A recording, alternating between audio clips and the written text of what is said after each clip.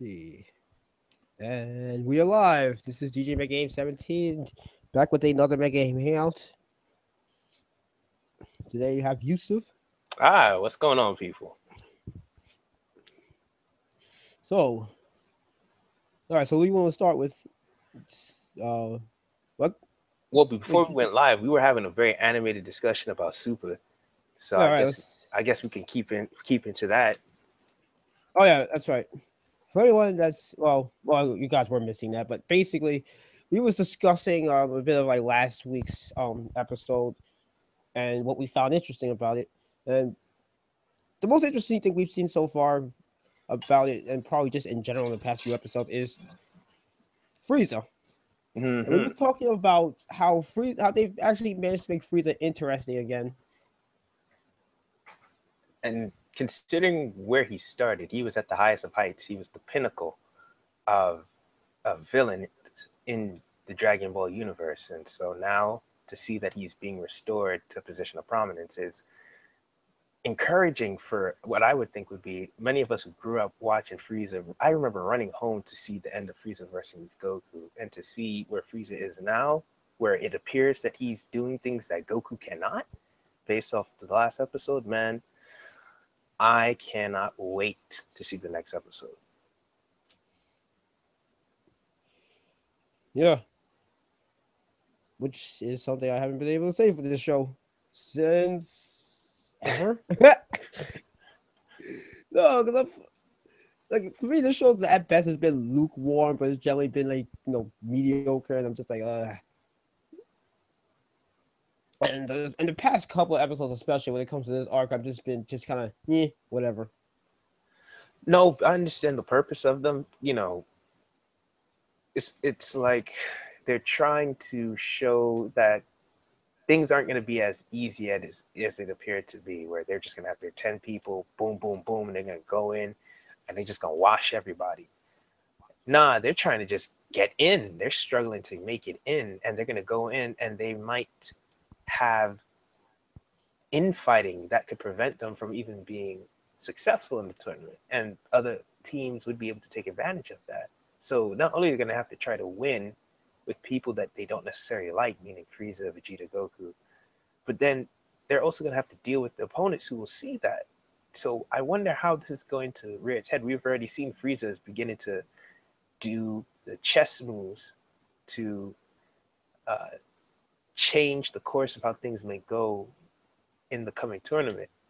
I can't wait to see what happens once we get the other universes involved in this madness and how they can influence the Team 7 game plan. Yeah, the thing though is that I kind of wish we spent more time building up the other universes instead of the one we already have because, like I've said this before, I think part of the problem is the fact that because of the fact that we already knew who was going to be in the team for the most part. It just kind of made these episodes, at least in my opinion, kind of boring and tedious to go through.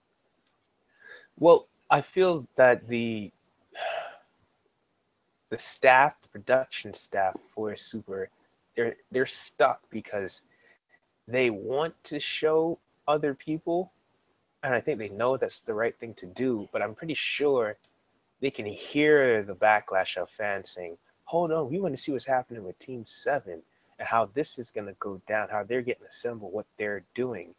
They don't want to stray too far from the main characters, the people that you're there for. And so I feel that's one of the things that they're trying to find a happy medium Yeah, in but telling the story.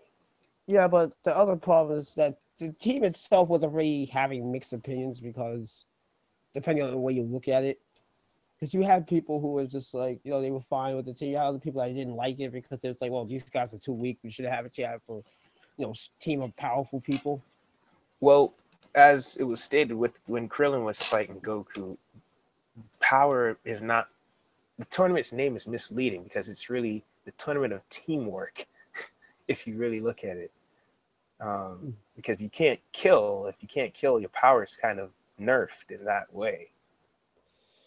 Yeah, but I think I actually understand what people are saying with that though. And the thing is too is that there are people that they can get that don't have this problem, but basically the full package. But I understand why they didn't do that, at least for some of them.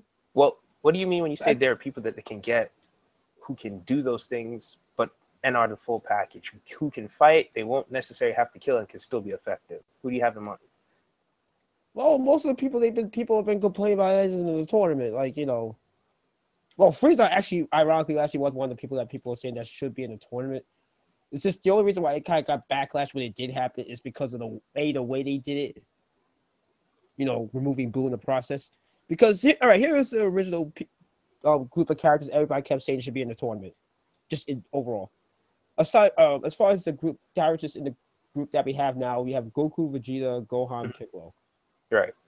After those guys, people are saying Boo, Frieza, Cell, Dabura, Goten and Trunks, or even future Trunks if they could get them. And I just wanted to stress though, make PyCon canon PyCon. from the Now I know who PyCon is. I'm just saying PyCon. That's wow. That's a stretch though. yeah. A lot of people love his character and they want him to be canon. And they were saying Yeah. this would have been a good time to make him canon. I agree with that. I think the last character everybody's been saying is Oop. Well, some people do it like Mr. Satan for like troll purposes, but Well, he. yeah. But that's basically the group of characters people are saying that should be in the team. I see. All right. So thoughts. Hmm.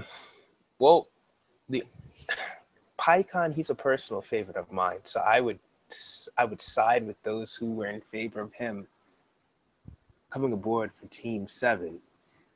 He's Uh, not he's not my favorite character, but I would like to see him be canon because I think there's right. potential there. It'd be hard to argue against keeping Master Roshi on the team. Um, Really, a lot of people. That's like the first character everybody saying needs to be off the team.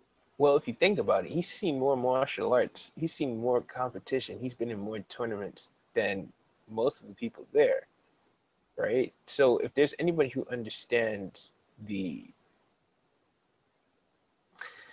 structure of, and how things will probably unfold, it would be him. And if there's anybody that Goku's going to listen to, it would be him. And I think that's very important. Someone to keep Goku sort of in check. All right, all right. You know what? We'll continue this a little later. Ray says he's not going to be in the call for too long. He wants to hear about thoughts on Fairy Tail. Well, I guess your thoughts. So we'll get back to the super thing. Well, first, greetings, Ray. Um, and I have been a follower and reader of Fairy Tail for quite some time. And my position might not be favorable for the series. And partially because there have been a series of things that have happened within the past 30 chapters that have been downright frustrating. The most, the one that comes to mind the most annoying aspect of Fairy Tail, the one that basically, if it weren't coming to an end in about what 8 or 9 chapters, I would have dropped it, was the revelation of August being the son of Mavis and Zareth, and him dying as soon as we find out about that. Oh, I'm pretty sure he'll be happy with you talking crap about it because I think that's what he wants you to do. Because he doesn't like Fairy Tail. Ah, no, that was disappointing to me in a variety of for many different reasons. One, it was nice to see the full development that Fairy Tail is a family tale. So when they say this is my family, they mean that quite literally. Um, and so I thought that was cool.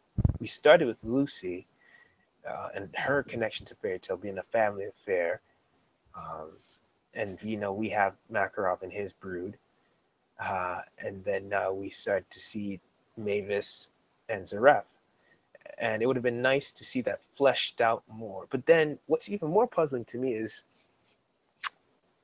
the purpose of how the origin of how Fairy Tale started was we were supposed to be following Lucy and her adventures in Fairy Tale, and the further along we've gone, it's almost the less and less that has mattered.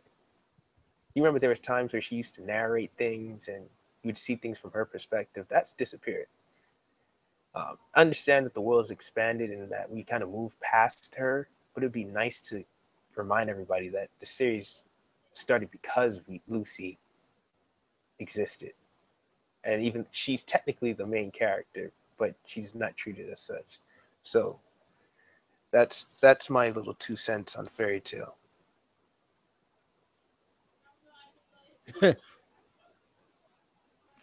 Oh, by the way, Ray, if you get swag on here, that would be cool. You let them know the stream started, and maybe you get some too. But well, so that's it basically. I don't know. Oh It yeah, depends on what you want to talk about with Fairy Tale. I can't really talk that much about Fairy Tail except oh, how many chapters are left? I believe it's somewhere between the range of 7 or 8.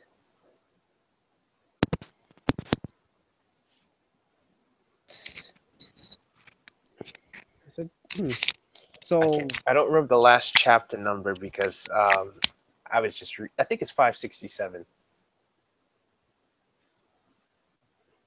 something like that. 67. Okay, so that would mean that the series should be ending in what, July, August? Yeah, just about. The irony here is that the Fairy Tale side stories have actually been better than the actual main Fairy Tale story. That's what's becoming so sad about it. Yeah. Oh yeah. Oh yeah. Remember when we were talking about doing like a thing, like a big discussion on Fairy Tale? Yes. I decided I want to do that. We should do it when it around the time it ends. Okay, Oh, that sounds cool. That's a great time to do it, right? Right, when you know for sure that that thing has come to an end, and for those people who thought Fairy Tale was a hot piece of garbage while it was still in production, we'll be able to double down on that statement and say Fairy Tale is a hot piece of garbage. Yes. That's right. That way you ain't got. That way you won't have the Tards coming in. What am I saying? The Tards aren't gonna defend it. That's what Tards do. It's a job. Right. It's gonna be funny because there will be people who would say, "Ah, man, that was a waste of time," and it has proven to be. Unfortunately for me, it was so promising. I thought Tenru Island was the best thing happening. Uh, Urza versus Asuna, I thought that was fantastic. I thought at that point Fairy Tale was at its best. When we had Mr. Gun, I thought the Fairy Tale was at its best then.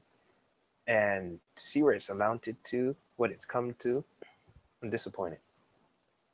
I'm sorely disappointed. Yeah. Oh yeah. I have to tell Brady. Because remember he follows the series, so yeah, he has to be on it. All right, so I'll keep you posted. I'll alert you when they're on the second to last chapter, so that way we can make sure that we have a proper setup for that. Yes. Yes. Get Ray. all your troll lines together. Ray, you should be on it because we already know how you feel about it. I'll try to get you guests on it because I forgot if he still follows it or not. I'm not sure if he dropped it. I think he saved himself a great deal of time and energy by doing that. I'm just Oh, do you know? I'm sticking to it just because I started reading that thing so long ago. All through high Yes. school, all through college, and it's at the end. I might as well go through it and just Yeah. see what it's about. You know, this is basically the sentiment a lot of people had, like, well, including myself, basically at the ends of like Naruto and Bleach. Well, those You know, two when are they, a little different because I actually enjoyed Naruto, and I was thrilled to read that. I was happy to say I got to get to the end of this thing. Fairy Tale, I'm not happy. I'm angry. I was indifferent by the time I finished Naruto because I went through. You remember the rant streams we used to I used to have about it. Yeah, used to. I sometimes I feel like, whoa, whoa, like catch your breath, dogs. Like there's only so much hot takes you can give. I went through so many emotions through Naruto. I went to loving it, hating it. There were times where I almost dropped it like several times. I was By the time I got to the end, I was just so I didn't even care anymore. I was just burnt out by it. I was just like, it's over finally. Yeah, well, for me, Naruto was a pleasure to read. Um, it's one of those series where it's also another series that's it's a family affair, in many ways. Um, Sort of. and so that's what made it enjoyable for me. I enjoyed that aspect, and I like when that expounded on and fleshed out. That's what makes it fun to me.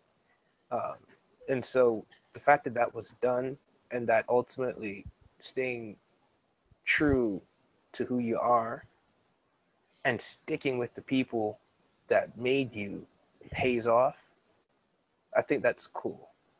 And that's sort of what happened with Naruto. The people that he started his journey with, including Sasuke, ultimately came to make him into who he was, who he became. Sorry.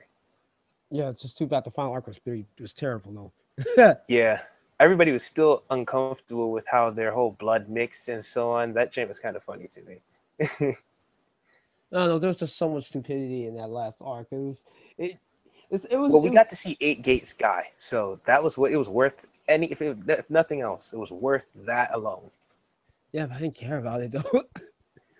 Well, I don't care if you don't care. I enjoyed that. All right.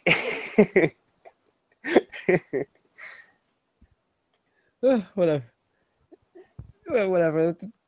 I will say this though, it's annoying as it was. I did think the whole Naruto Jesus thing was funny though.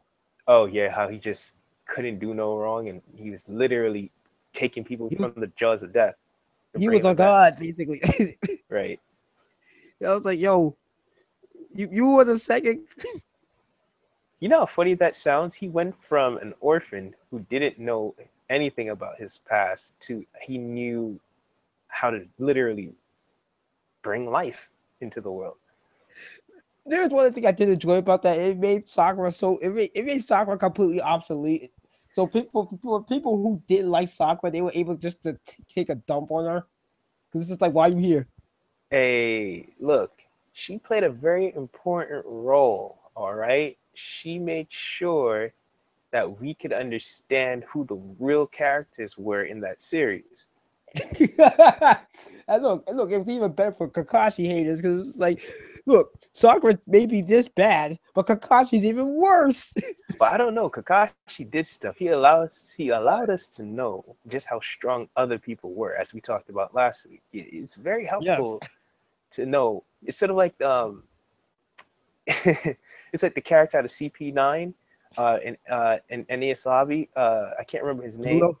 He always saying chapa papa. Oh hell. Yes, and how he can tell you how strong everybody is by being kicked and punched. Yeah, that's what Kakashi is. When he gets his face stabbed, and he said, "Whoa, that dude's genjutsu or his ninjutsu is amazing, guys. You don't want to mess with him." Thanks, Kakashi. We're glad that you took that beating for us, so we didn't have to find out.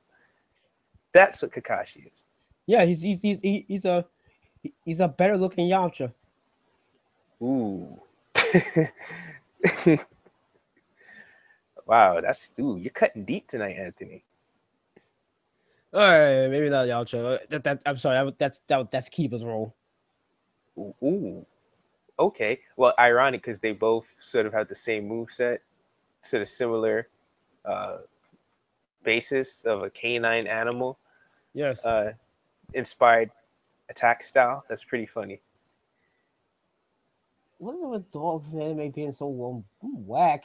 No, because I'll tell you, like with Bleach, there's a captain in that series. It seems all Sanjin Cold War. He's a big like dog wolf guy. For the longest time, he was like one of the trash captains until his final fight. Like he was that captain that was just he was just one of those captains that was just there to show how strong the enemy was. I feel sorry for characters that their entire design. Oh, this is another reason why I spaz on Fairy Tail. Sorry, I got to get this out my system. All right, I'm gonna try and Oh, say keep going. I think Ray's enjoying this. okay. So the issue is, if Ray, I don't know if he knows who Blue Note is. Blue Note was my dude. When I say I rode for Blue Note, I meant I rode for Blue Note. Wait, there's a guy in the fairy tale called Blue Notes. Blue Note. Yes, he was part of Grimoire Heart, which was Master Hades' guild when he came back to get fairy glitter. Wait, so it's just Blue Note guy. Is he part of some type of like CP9 type thing? No, he's part of the guild of the second master fairy tale, the predecessor, not the predecessor. Is it? Am I saying it right? But Yeah, the that was a predecessor. joke. Oh, sorry, my bad. I take people very literally, so you have to actually let me know. I have to admit, I struggle with that. Yeah, it was a So, joke because his name is Blue Note. Blue Note. oh Because yes, people make fun of Fairy Tail for being a One Piece One ripoff Piece Junior, One Piece Junior. Yes, absolutely. Um, though I felt that it was starting to differentiate itself. until No, it did. It made the turn from being relatively decent to straight hot dumpster garbage. So uh, it's no longer One Piece Junior. At least when it was called One Piece Junior, it meant that it was decent, but it wasn't One Piece good. Now it's just dumpster juice. It's just awful. Like there's no substance. There was storyline doesn't make any sense anymore. Like how does Natsu Fairy Tail. wax a dude who's been alive for like 400 years? Fairy Tail's making that serious that where Oda's just like, oh, thank goodness I ain't do I ain't all right, you know how you like in real life you just maybe like hang out with some you see like a certain group of like people, whatever. Maybe like all right, you hang out with these guys, but you stop hanging out with them because you go around with them and they start getting into trouble and they go to jail or something. And you're like, oh, thank goodness I stopped hanging out with those guys. That's Fairy Tail. But the problem is you're still attached to those people because they remind you of a particular time in your life where there were good days and you're upset that those good days aren't there anymore. You know what I mean? Yeah. So it's one of those mixed bags of feelings. Um, Fairy tales caused me a lot of pain in the last couple of years. It's caused a lot of people pain. It's caused people like Ken Lightning to drop it. Like, I'm actually, you know what I'm gonna do? Like around the time Fairy Tail ends, I'm gonna start rewatching his Grand Magic Games chapter reviews. Because I heard that in one of them, Ken Lightning actually cried. I'm not sure how true that is. If it is, I'm looking for it. Did he cry because of how awful it was, or did he cry because? Yeah, I'm not sure if it's true. That's just what I heard. I want it to be true so bad. If like I don't know, I'm always that would be hilarious to me to see someone just like balling out of frustration for how bad something became. But it's frustrating because, like, going back to Blue Note, understand when Blue Note showed up, he like Fujitora, right? Yes. He had Fujitora's abilities in Fairy Tail. That was his magic, control over gravity. He No. That's my point. How do you mess that up? How? How? He came in, literally shut the whole battlefield down. His entrance was he was walking through rain, and no everywhere else the rain wasn't falling, I think, but around him it was dense as hell. So you couldn't see him because of how the seriousness of his magic was, that it literally made the rain surround him in such a way that you could not see him. And so he showed up on the battlefield and just shut everything down in the middle of um, the Tenor Island training to become S-class mages. He shut it all down. Nobody could do anything. Gildarts, who's basically like Shanks, shows up, and he was nerfed to a degree because once they pulled the tree out of the ground in Tenor Island, more or less the vitality and the strength of all the characters who were Fairy Tail members was taken away. But initially, when he showed up, they were evenly matched. And so I'm saying to myself, okay, we finally got good fights coming. And he gets one-shotted, basically. What after they put the tree back in the ground? It was ridiculous. And then he comes back, and he was basically used as a Kakashi to show how strong Natsu got. What? So the Shanks of Fairy Tail got one shot it? No. Blue Note got shotted by the Shanks of Fairy Tail after they started the fight, and they were evenly matched. But like a couple chapters later, all of a sudden he's one shot material. How? It doesn't make any sense. It didn't make any sense. His power was too real. It was too raw for him to be just wiped out. That's the problem with Fairy Tail. It has a consistent pattern of you introduce a character or you introduce a particular development and you nullify it by the end of that same chapter. So what's the point of bringing it up? If you just removed it and don't bring it back up again, what was that for? I need to also do another discussion. Who you think is the biggest? Who you think is the bigger troll? Mashima or Kubo? Well, I can only speak because I'm only alert of the super hot garbage that Mashima is putting out now. I don't know Kubo's work. You can speak to it better than I can. But as for me and what my eyes have seen, unfortunately, Mishima's tough. And I loved his work. Like I love Rave Master, right? So it's tough for me to see what this has turned into. It's genuinely tough. Yeah, I know how people feel. You got the fans of Bleach feel. It was just like, oh, this is so good. What happened? This is like hot garbage. Like yo, it's on the level to where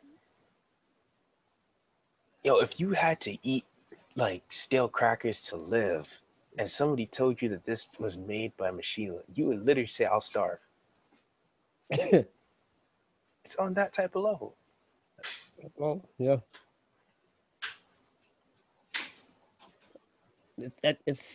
It's hilariously sad. Yeah, it's disappointing. I mean, what I don't want is this to be his last work. That would be very awful. That would be very. I'm awful. pretty sure he'll probably make more stuff. I mean, He has to give the it one guy's last already go. established. He has to give it The one dude's already last go. the dude's already established. But I have a feeling that part of the reason he's doing it is he just doesn't care anymore. Well, I understand also the best series is Think about it like completed this. series. No, think about it like this. It's kind of like what I was saying, like with Togashi. He has that Rave Master money. He doesn't need to write. He really doesn't need to write anymore. I'm pretty sure Fairy Tail's just this thing he just does just.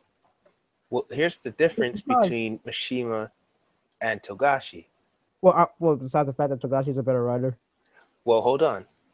They both created two pretty good, though Yu Yu Hakusho is arguably better, more iconic Obviously, series. but they're successful too. Successful series. Right. Togashi followed it up with a series that arguably might be better If he actually finishes it. if he actually finishes it. Ironically, even the crazy part is, even if he doesn't, his half completed work is still better than the full flaming feces of Mishima that will be completed. It's kind of messed up. So that's literally like if LeBron James was like 38 years old and he can't even get off the ground anymore. And he could literally look at you and say, me at this point in this age is still better than like 65% of my competition. Like literally receding hairline. I got the cul-de-sac on my head. I got my knees wrapped up like Patrick Ewing, and I'm still better than half of you young guys out here. That's what this looks like now. Oh yeah, by the way, I'm not sure if you know about Brago. He actually did a stream on the Hunter Hunter, I watched it. No, not that. No, about the basketball game. And he went on a rant about how Cleveland lost, and he was just. Now he was salty. He was salty. That was how. He was salty. I trolled him. I asked him if he wanted taking suicide brick. If he wanted what? Taking suicide brick.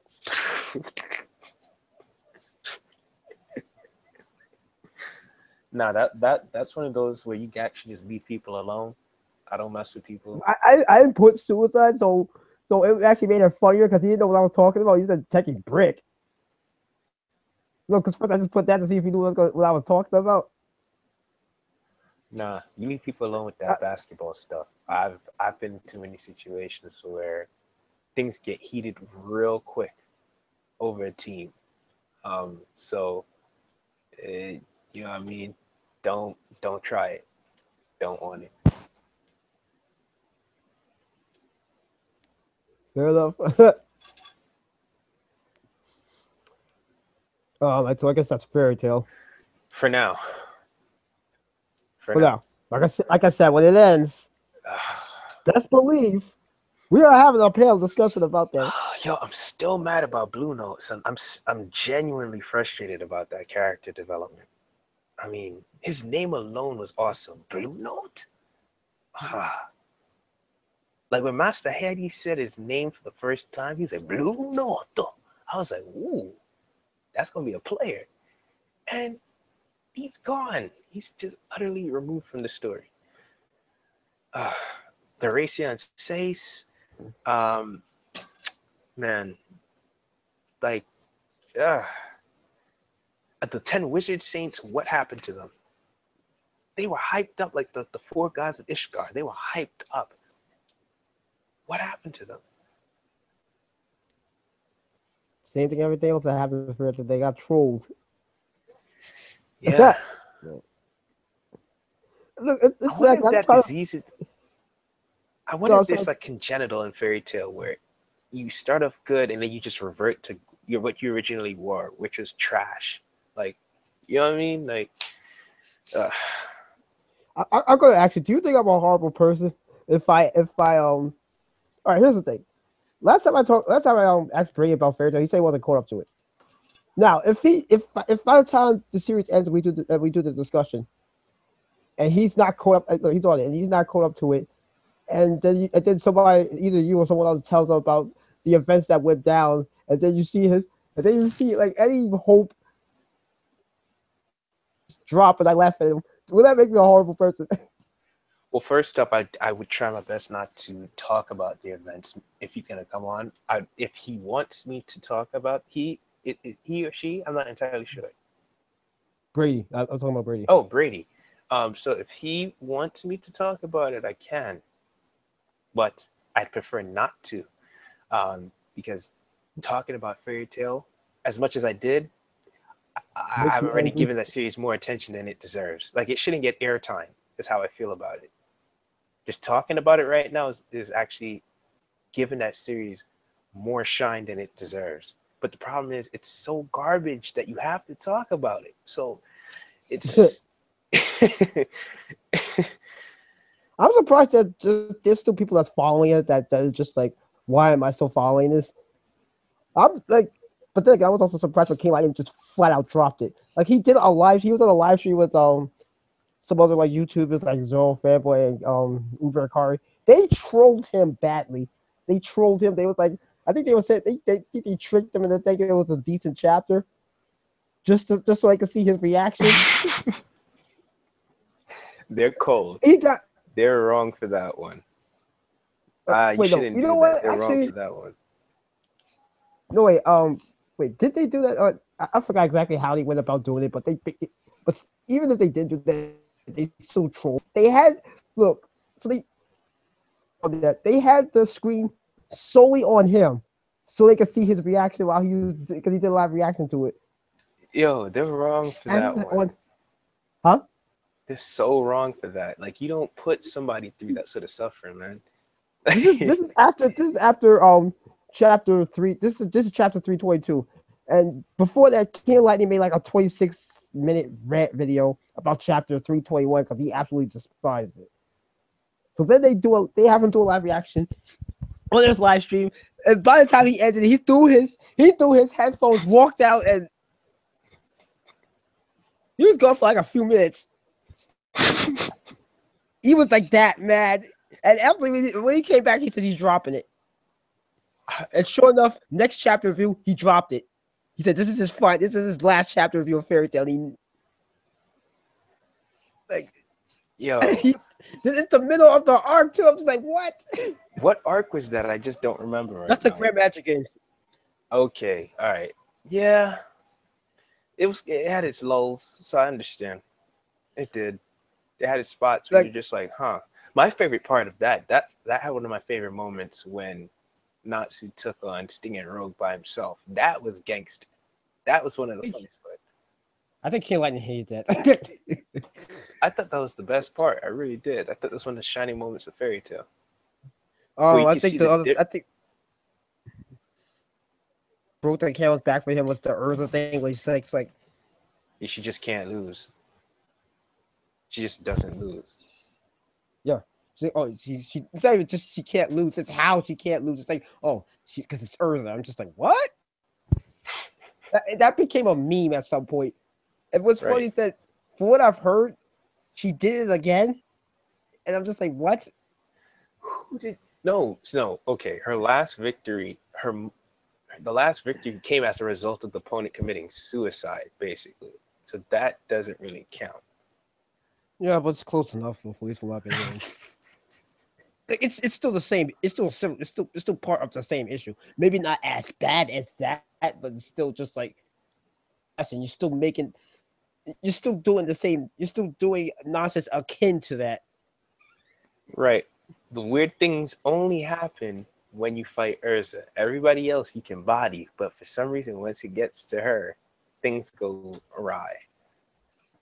This is actually why a lot of people started hating Urza as a character, because Urza was actually a fan favorite character. Now people Initially, can't stand her.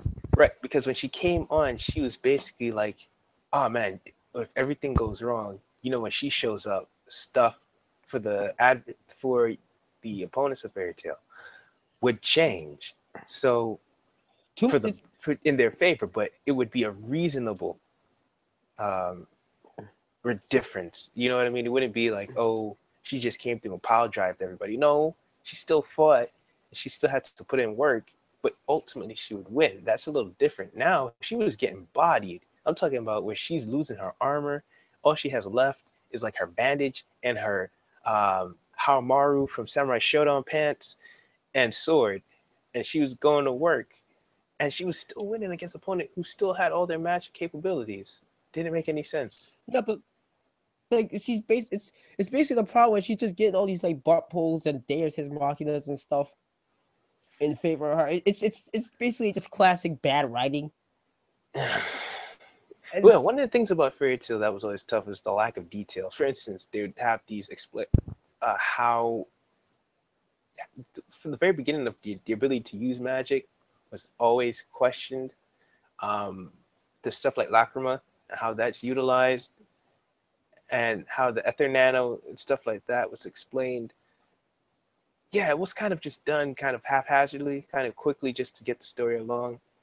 You would think something as important as, how magic works, you could take some time to explain, which is where, again, Togashi's the GOAT, because you literally, if you were to take the concepts of Nen and put that in a book, that thing would be pretty thick. It would be a decent 40, 50 pages of just information on what Nen is, how it works, how you develop it. I don't mind powers being simple on keys. Here's the thing. I think the most important thing for our power is that it makes sense. And like, you don't have to have like overcomplicated explanation for it. Just set up a basic system of what it is, how you achieve it, and how it works. That's it. That's all you need. If you can't even do that, then that's a problem. All right. See, look what happened. We got sucked into the garbage that is Fairy Tail, that black hole. We couldn't get out of it. We need to get up out of it right now. I'm sorry. Let's talk about something. That's Ray. He wanted us to discuss Fairy Tail before he left. So yeah, you can curse him out next time you see him. No, I would like to be able to speak to him and just be like, yo, look, man, I know how you. I hope that you've had a better experience with fairy tale than I have in the No, he past couple. hasn't. Okay, so then we can suffer together. All right. I don't even know if he even still reading fairy tale at this point. Like the people I know that still read fairy tale that don't enjoy it, just got passively read it at this point, That's or they basically or what they I or they do. or they just basically coming in expecting disappointment. I mean, I used to look forward to when it used to come out on Fridays. I used to look forward to that. Now it's Like one of those things where it's just like, okay, it's out. I'll get to it when I can. but real talk though, it's sad when that happens with a series, especially one that actually legitimately started out promising and it just goes straight to garbage. And it's just like you're at the point that was just like, why am I following this again? Oh yeah, that's right. Because I'm a say this because I enjoy punishment. I'm just completionist that has to complete everything I start. And I've dropped several different series in the past, and somehow this one is the one I've held on to. There's always going to be like that one bad series you're just going to hold on to because you just some sentimental value for you. Like I've had that with. I told you that Bleach was mine. I dropped History's Strongest Disciple, Kenichi. King Lightning dropped that too. So it's funny because the things that brought me into it, which was the fan service, ultimately I just got tired of. So has a lot of people. What you mean, Kenichi? Yes. No, actually, I'm not sure why he dropped it. I think he mentioned it once. He barely ever talks about Kenichi. That shows you how little he cares about it. The funny thing is, though, the anime was really good. I like the anime. I just can't deal with the manga. Is that still going? No, I'm not sure. I think they stopped after like episode 20 something or maybe in the 50s. I know it went up to like the Ragnarok arc. Huh. No, I mean the manga is still ongoing. No, I believe it's complete now. Oh yeah, by the way, shout out to Swag. He's in the chat. He's also one of the people I do live streams with. Shout outs to Swag. What's good, Swag? Swag Dubstep. He wants us. He says, did y'all discuss Hunter x Hunter yet? No, we haven't discussed it yet. We'll be discussing that soon as there's too much fan service with Fairy Tail. It's unbelievable. You know what's bad when fan service it's actually become more of a detriment for guys. That's when you know you really messed up. When you have dudes complaining about fan service, you messed up. I don't know. I thought that's what One Piece was becoming in some degree. To some degree. Yeah, but people aren't complaining about it. But that's what I'm saying. I'm saying when the series gets so bad, even the fan service is annoying. You messed up. Yeah. You just messed up. Like, no, that's a Hiromashima had to hold that L. That huge, massive L. That L that's shaped as like the Eiffel Tower. Yeah. He really messed up there. I hope he's happy with himself. All right, so I'm pretty sure he don't. Huh? I was gonna say I want to be able to satisfy the request of Swag real quick. What exactly? No, we're gonna be jumping into Hunter x Hunter in a minute, but I just gotta say this. All right. I hope Hiravashi was happy with himself. I'm pretty sure he is. I'm pretty sure he's gonna be laughing himself to the bank, getting all that money. That he basically stole from his fans, that he duped from his fans, that he robbed from his fans. Well, I hope he's happy with himself. Well, I think he might be if his bank account looks like it's supposed to. I think he might be. I'm pretty sure he is. I know he is. His series still selling pretty well. Still like in a top 10, top 15. He's doing fine. That's insane. Yes, it's sad when you see someone get rewarded for just mediocrity and just awful content. It's very disheartening. All right, like yeah, it's how I feel about the music industry right now. So hold on, in what areas? Because in some respect, I think it's still okay. I don't know what you've been listening to. Well, I tend to listen. I don't listen much to mainstream hip hop, so I tend to search for my hip hop. Well, I'm talking about the mainstream side of things. Right, the mainstream. Well, it's supposed to be trash. Like, do you expect not this bad though? Well, how I look at it is, the basic barometer that I have for music is when things in terms of the American economy is at its worst, the music tends to be something that works in the opposite direction. And what I mean by that is you're Yeah, not no, I going to get something that's rich in content when people are going through super crises. It's going to be stuff that's no, just you're gonna get the lighthearted, opposite of that. You're gonna get you're gonna get nonsense. right? Lightheartedness so that people can sort of just get through their day. Like if you check it Yeah, out, that's fine. I'm perfectly fine with that. But the problem is that it's garbage though. right? But that's what I'm saying. It's garbage and mindless and something that can distract you from realizing that you're about to lose your safety net. Yeah, but here's the thing though, you could have good lighthearted stuff. It doesn't have to be like you know, it doesn't have to be like all philosophical or anything, but just it could just Sound, but it sounds good. Like all together, it sounds good. The question is, sounds are they good. making any sense? Where? No, in terms of production, it's just straight production. I'm talking about the instrumentation, the Yeah, but arrangement. if that's the case, it just make instrumentals. I mean, EDM is popular now anyway, so I don't see why they even need like. Right, but the problem is you need the stuff that destroys the mind though. Like if the music is always good, but if you put that it's like if you're cooking and your food don't Wait, got that and you need to just throw that Lowry seasoning sauce up in there and boom, you got something. What? That's what the lyrics are. I was saying, no peanut.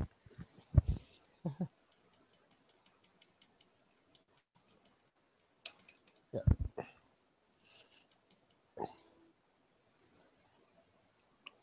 What does that say? Jaren's a real deal.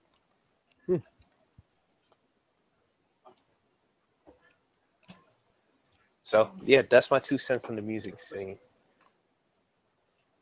Okay. All right, so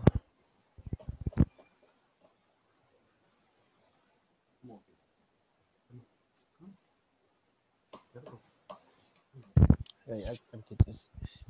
All right, so all right, so you want to talk about Hunter now? Sure, let's go. Wait, hold on. This now.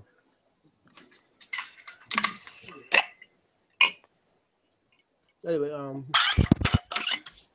wait, hold on a second.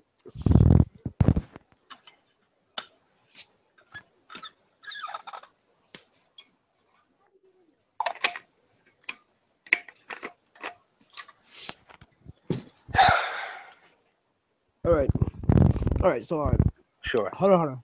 Hmm. Oh, you saying thoughts on the DC Wonder Woman movie? I haven't seen the Wonder Woman movie. I've seen quite a bit of reviews, and it seems to be receiving a great deal of praise. Interesting.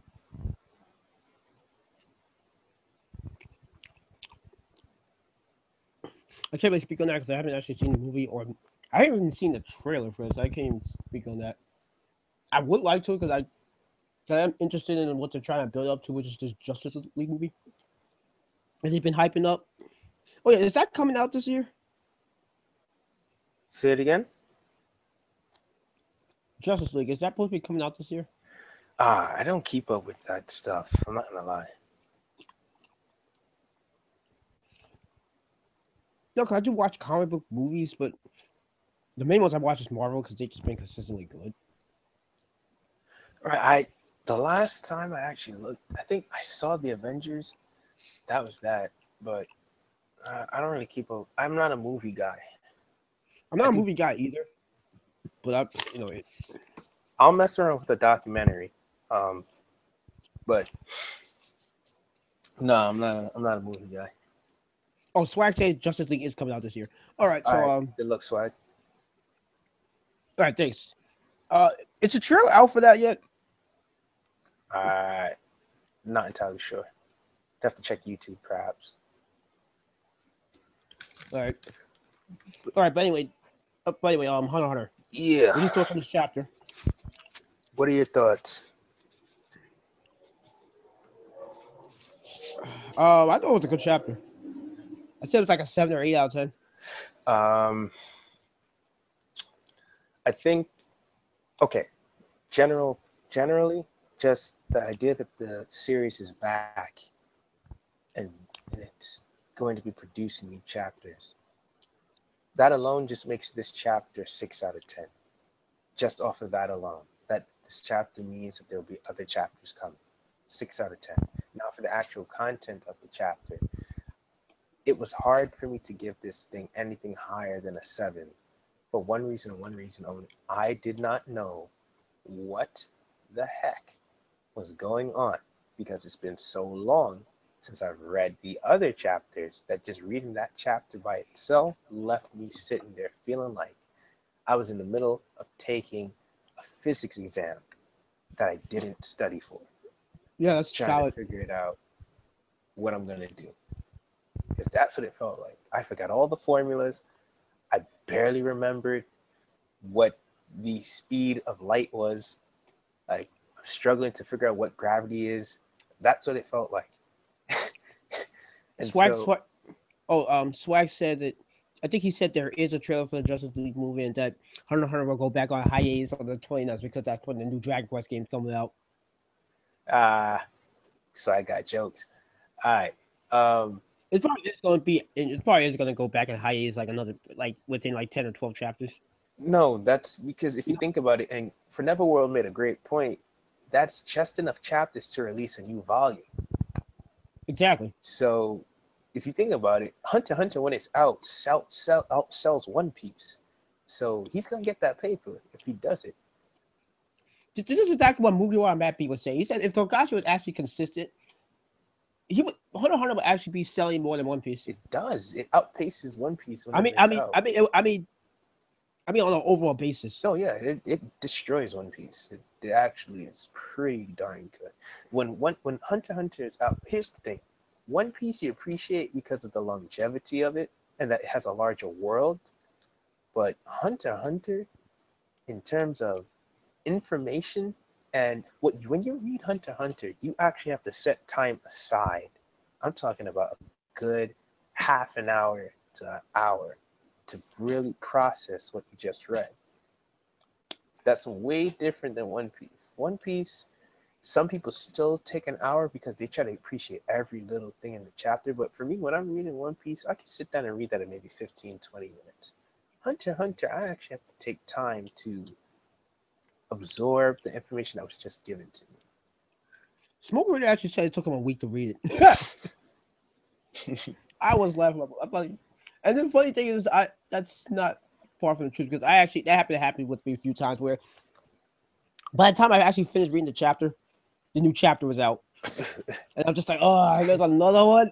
Well, I'll put it to you like this: the way Hunter x Hunter works, it's the only series that I've had to reread just so I can make sure that I'm on top of stuff. So when new things are brought up and they start mentioning old terms, that I'm fully aware of what they mean when they're saying it. It's that kind of series. You have to have the operational definitions in your head at all times. It's that kind of technical. It's that technical of a series. Well, I know people reread the One Piece chapters, but No, what I mean by that. I mean, it makes sense for One Piece too, though. But I think it's also more so where it's at right now, and Right. there's a lot of callbacks and stuff happening, and Well, here's the thing. At a lot of stuff least that's been set up before Shadow's finally coming into fruition. right, and that's what Oda's good at. But what I mean by that is, he will give you reminders. That's a little different. Hunter x Hunter, they might have mentioned these terms in maybe the first 100 chapters, and then they're not really. I can't really say that because that's not being truthful to what the series is about. But I mean technical terms, for instance, just the basics of Nen, Ren, Ten, Hatsu, Zetsu, things like that. Ko, Gyo, like those terms, those things aren't really going to be brought back to you to as a refresher so you to know. Oh, right, that's what that means. That's what that does. If you have that, that's That's what's what YouTube. supposed to happen. Right, That's what YouTube's for. right. You see what I'm saying? In One Piece, you'll get that every once in a while. But like, oh yeah, we talked about this character before. You remember that? Oh yeah, you remember this? We mentioned this before, and Yoda would actually go through the process of pulling up that flashback in the chapter for you to remember and look at and Yeah, process. but here's the thing too. I think this kind of makes it worse for Hunter is the fact that it's constantly on hiatus. You're gonna forget stuff anyway. Right, and that's what I'm saying. So in a series that's already technical, where you kind of need to be week to week with it, you can't really put it down for a couple of weeks and expect to know what's going on again. Like I could do that with One Piece, sort of, kind of. If I go on a 2 or 3 week hiatus, if One Piece is on break for a week or 2 weeks, I'll still be okay when I come back for the newest chapter. Hunter Hunter goes on break for 2 weeks. I have to reread the previous 5 chapters to make sure I'm clear on what's gonna happen in this next chapter. That's the Yeah. that's the difference. I think what made it worse with this particular hiatus is the fact that he left it on a cliffhanger in the middle of a conflict Right. and he's now resolving it now, and you're just like, oh wait, what is happening? Well, And on top of that, stuff was getting crazy before he left that I don't think he fully explained. well, then again, we also have to keep in mind that it sounds like he has a fair share of health difficulties. So it's one of those things where if he has to stop, he has to stop. It's just part of the situation for him now. I think K-Light is right that he should just go monthly. I think that's the best route for him. And the funny thing is about this, he's not terribly old. He's not 67 years old with carpal tunnel. But that's what I told you before. It's the conditions in which they have these manga as well as animators work that is making them. It's basically aging them years before they actually reach that age. Now, I wonder how much of that has to do with just being stuck in a stationary position. You're sort of sedentary. It probably does. People have even talked about this. Like how some people even ask, like how do you wind up with these problems sitting in a chair all day? And that's actually part of it. They're not really moving around. They're not getting the proper exercise and nutrients, and they're probably not allowing their brains to breathe. So all of that's going to and they're just writing and drawing all day. So it's probably all that stuff is which in itself will be small issues over time. It's accumulating into a much bigger issue. And this is why you have like at the point where you have like people mangaka and even animators dying now for this. Like some people from the Studio Perry studio have passed in the past few months back to back. You have the writer of the mangaka of High School of the Dead. He passed away because like it's basically what I said before. The industry needs to change in general. They're not allowing it to change. Like I said before, I think every manga animator should get at least 1 week off per month, at least once,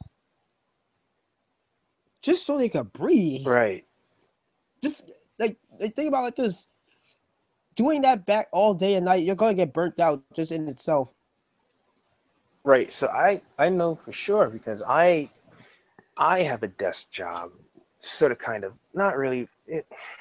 Well, it requires a lot of sitting, and how I physically have felt from when I started the job to where I'm at now, it's unbelievable. I don't the vibrancy that I had, the energy. I feel like I've been zapped some because that sedentary state, it really does something to you.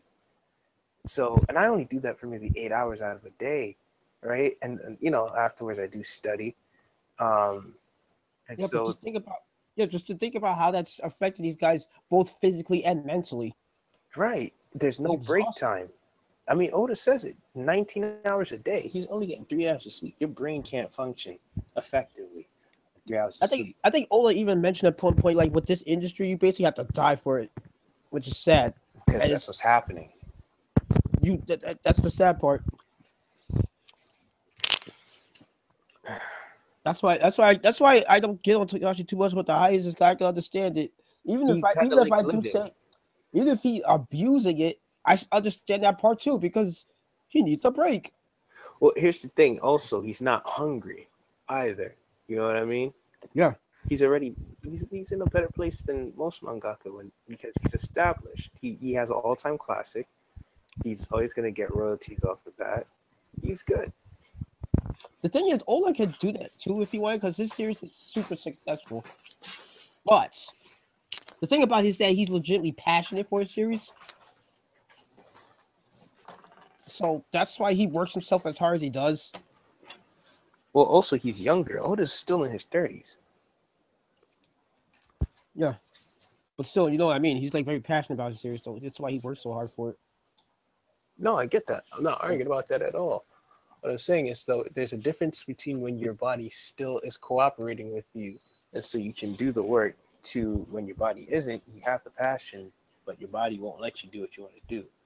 So that has to be frustrating for Togashi because he probably still, somewhere in his heart, enjoys the process. But the problem is, if the process is slowly killing you, your joy is sort of being stripped away.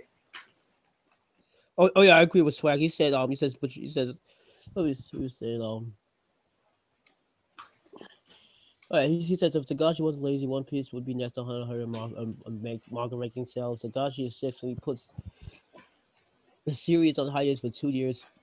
That's how you know your series will always be successful. It says new chapter review of Hunter was higher than One Piece. This is why I watch good TV series more than manga series. Mangakas can leave the series whenever they want, but you're right. Manga need breaks. Animators work their asshole for a little bit of money too. Oh yeah, that's what they. Oh yeah, I wouldn't be surprised if they're not getting paid the money they should be getting paid for either. There are many things that seems that corrections It's like I are in said. order. It's like I said. The industry needs to change if things are going to get better. No, Because for the way sure. things are now and they continue the way they are, it's going to be disastrous in the future. Yes, for Because they're sure. basically going to. I don't like saying stuff like this, but the reality is they're going to kill these people off one by one, and it's already started So you this year. so are you, here, now this is funny. There, you're telling me we can attribute more deaths to manga than we can to football? Possibly. Hmm. Who'd have thought? I know it's crazy, but it's like I said before. All those smaller issues, they accumulate to bigger issues over time, and when you get up to a certain point, it's irreversible. So you're saying like they're gonna come together and create like a mangakas association, like the NFL has the NFLPA, and then that they're gonna be able to put together a union to defend their rights to get a week off. I would love for them to do that, but I don't know if they will or can because Japan. I wonder how the cultural structure and I think that plays a big part in the way things happen in Japan because I've been noticing like some things that should be that we do here that should be happening there as far as like business concerned doesn't because of the culture. hmm, It has a lot to do with it. So unfortunately, it looks like if things are going to change business wise, it might have to change culturally wise as well, and that could take some time. hmm, hmm, But it's always good to start somewhere though. true. Well, I mean, the longer we let this, yeah, it seems like yeah, it seems like the field of manga has slowly started to shift. really. It just in terms of people actually getting breaks. You know what I mean? Like Oda, I've never remembered Oda getting a week every month. That was startling news that he's actually getting time off. Well, his series is the biggest selling series, the biggest selling manga, so that makes sense.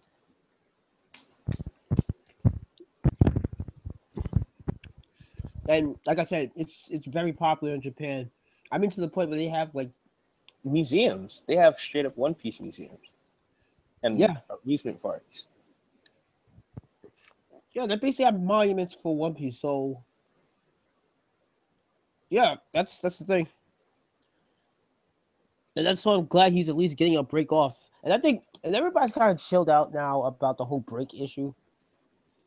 A lot of people were complaining about before, but that's during that was also when we was going through Dressrosa, which was a very big slog.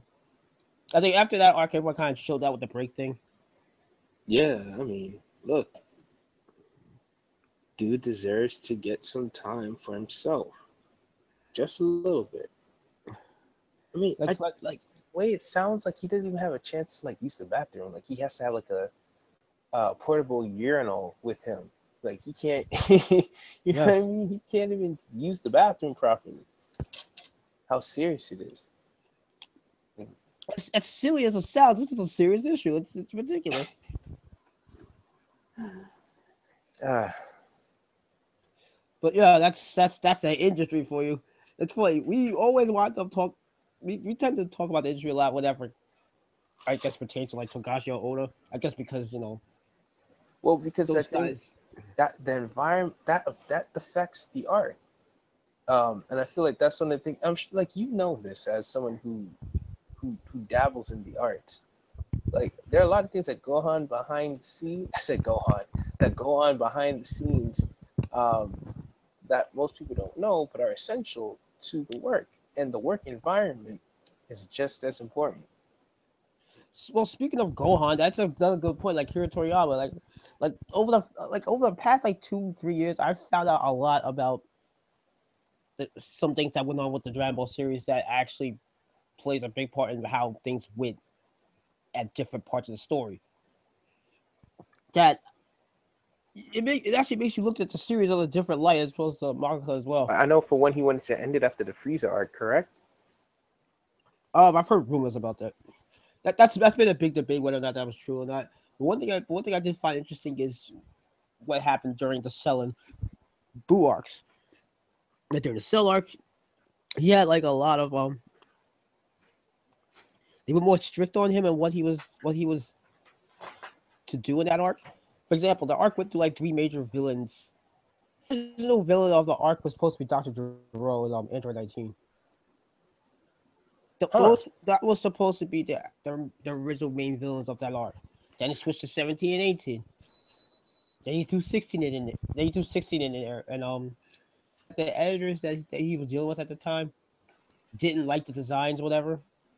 I think the editor he had for like the free arc or how long he had him at that point. He was in the process of switching editors at that time, and he had said that the design of 1920. He was like so the new villains of this arc is basically some fat son like old geezer. And then like his newer editor, he used to say, "Oh, so these are the new, so these guys are the new villains now. These brats." And then he had to come up with Cell, and even then he still got criticisms for that until he came up with the perfect Cell design, in which then they finally okayed him. Which also explains why the arc had some like Plot holes. plot holes and weird transitions and stuff during that arc, and why it felt like things were kind of it got messy at points, and that's part of the reason why. And then you have the Boo arc, which is even more interesting. This is what I actually found out recently, like a few months ago. I did not know this one at all. Again, editor situation, but the opposite side of things, where instead of them, they actually gave him a lot of freedom, which in turn led to even more of a mess. At the point Toriyama was just basically throwing a bunch of stuff in the wall to see what stuck, and I think he was kind of enjoying just finding out where he was going with it, but having no real direction. You had stuff that get introduced that go nowhere,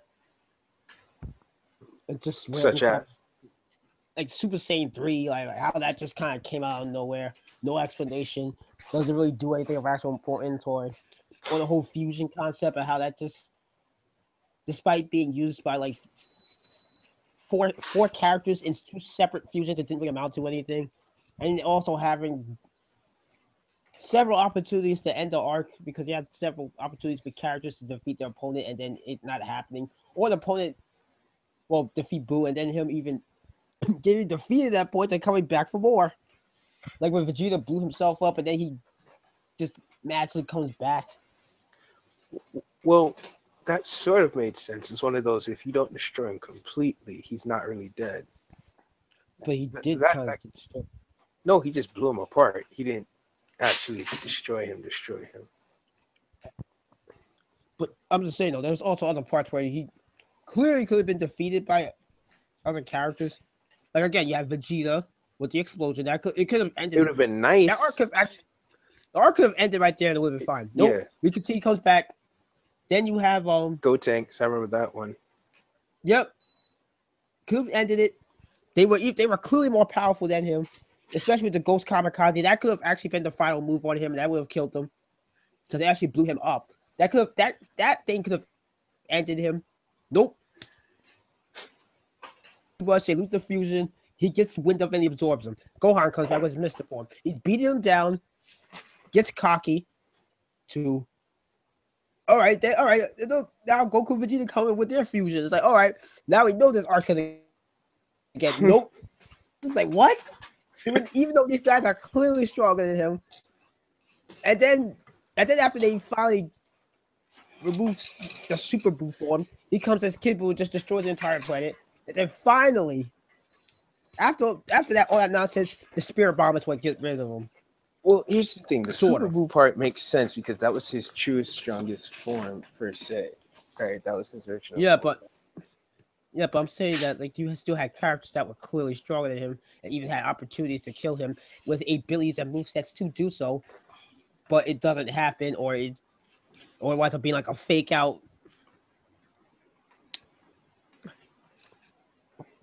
Like I'm not complaining too much about it because I actually like the arc. And the funny thing is, I actually like the arc because of how stupid it got after a while.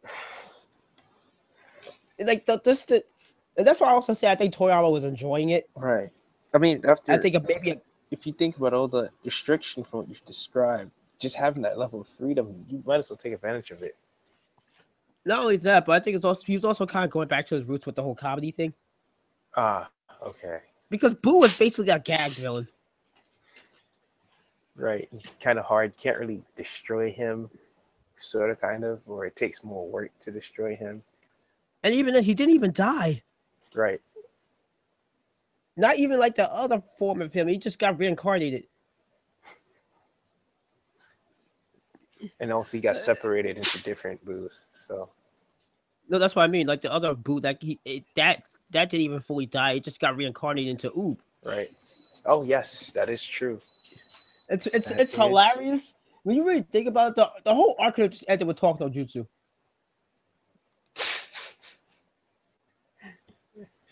That's basically what that resorted to anyway.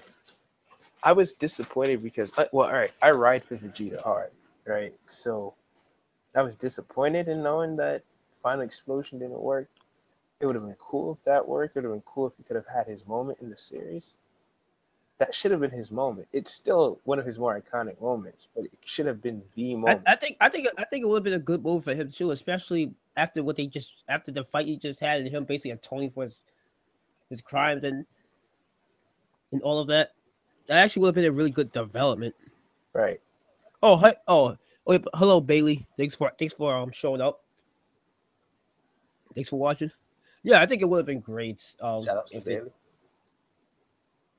It would have been great if that actually went down like that. It would have been fantastic. But unfortunately, it didn't. It would have been a fantastic ending for probably the series, actually. It would have been. It really would have been because, well, I don't know. Instead of the kind of anti. No, it would have been. It would have ended in the craziest way possible if you think about it, because not only would the villain have been destroyed, but the hero would have been destroyed. So you would have been like, "Oh, man, that's the ultimate sacrifice," and you could say, "Man, there was no real winner." Okay, because yeah, the Earth was saved, but the person who saved it might not even be sure that they saved it, and that's kind of why Vegeta was so upset, because he died thinking he won, and he still lost. So no, he basically died for nothing. Right. So that's where the anger sets in. It's basically kind of similar to the whole Goku and Cell thing, but it's worse because he doesn't get a resolution to it. Right. And the whole thing just gets so out of control by the end of it that it's just it's just like, well, that what. There's also just decisions that Goku made in that arc that really pissed Vegeta off. Like, for example, Goku didn't even go all out against him. He was still holding back with the Super Saiyan 3. I think that made him mad too. Well, Again, the sacrifice. Again, his sacrifice meaning nothing. And then later on, letting both of their kids and Piccolo die. That pissed him off too. So it's just. which is kind of funny because we were trying to figure out if he actually cared about his kid. Yeah. Yeah, but that's the other thing too. Like Vegeta actually, this is one thing I will say that people don't give credit for the Blue Saga. Vegeta actually legitimately got some character development. No, see, now we can go into Super because now Super is playing up the fact that Vegeta is a family man. I'm not sure. Have you ever heard of this guy called Hail Zeon? No. Well, he doesn't like Dragon Ball Super, but the one thing he has said that he thinks that's actually good about it is the slice of life stuff, which I agree with.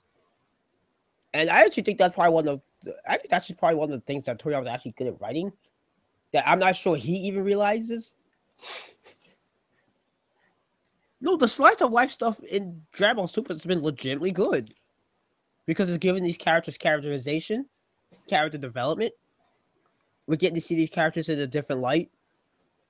Yeah, I mean, if you think about it, the slice of life is really influencing the formation of the team because Gohan wouldn't have participated if he weren't concerned about how his daughter would view him. Not even how Fidel would view him, how his daughter would view him. So that was the interesting aspect that came into play. That's the same thing with Krillin. Like Yes. Gohan and Krillin kind of have like a similar thing they're doing right now. Yes. I'm not even sure if this. The funny thing is, like, with the writers writing, is like, Toriyama, Totaro, and the Toei staff. I'm not even sure if they even realize like the good stuff they're doing with it. That's the funny thing because I really don't know if they actually realize it. Like the parallels that's kind of happening with Gohan and Krillin. Right. I don't even know they even realize it. If we don't talk about it too much, they might not change it. I know, right? Let's just keep it to ourselves. Right. Like that's one of the good things about Super. Let's just keep that. Let's just keep that to ourselves. Right. Keep that on the low. Right. We ain't gonna say a whole lot about that. But yeah, that's been good. I'm like I said before, I like the idea of the team. No, the team. You see, I think this is where people like Gohan, Krillin, and Piccolo are going to be most important because if you think about it, those are the ones who probably experienced the most struggle.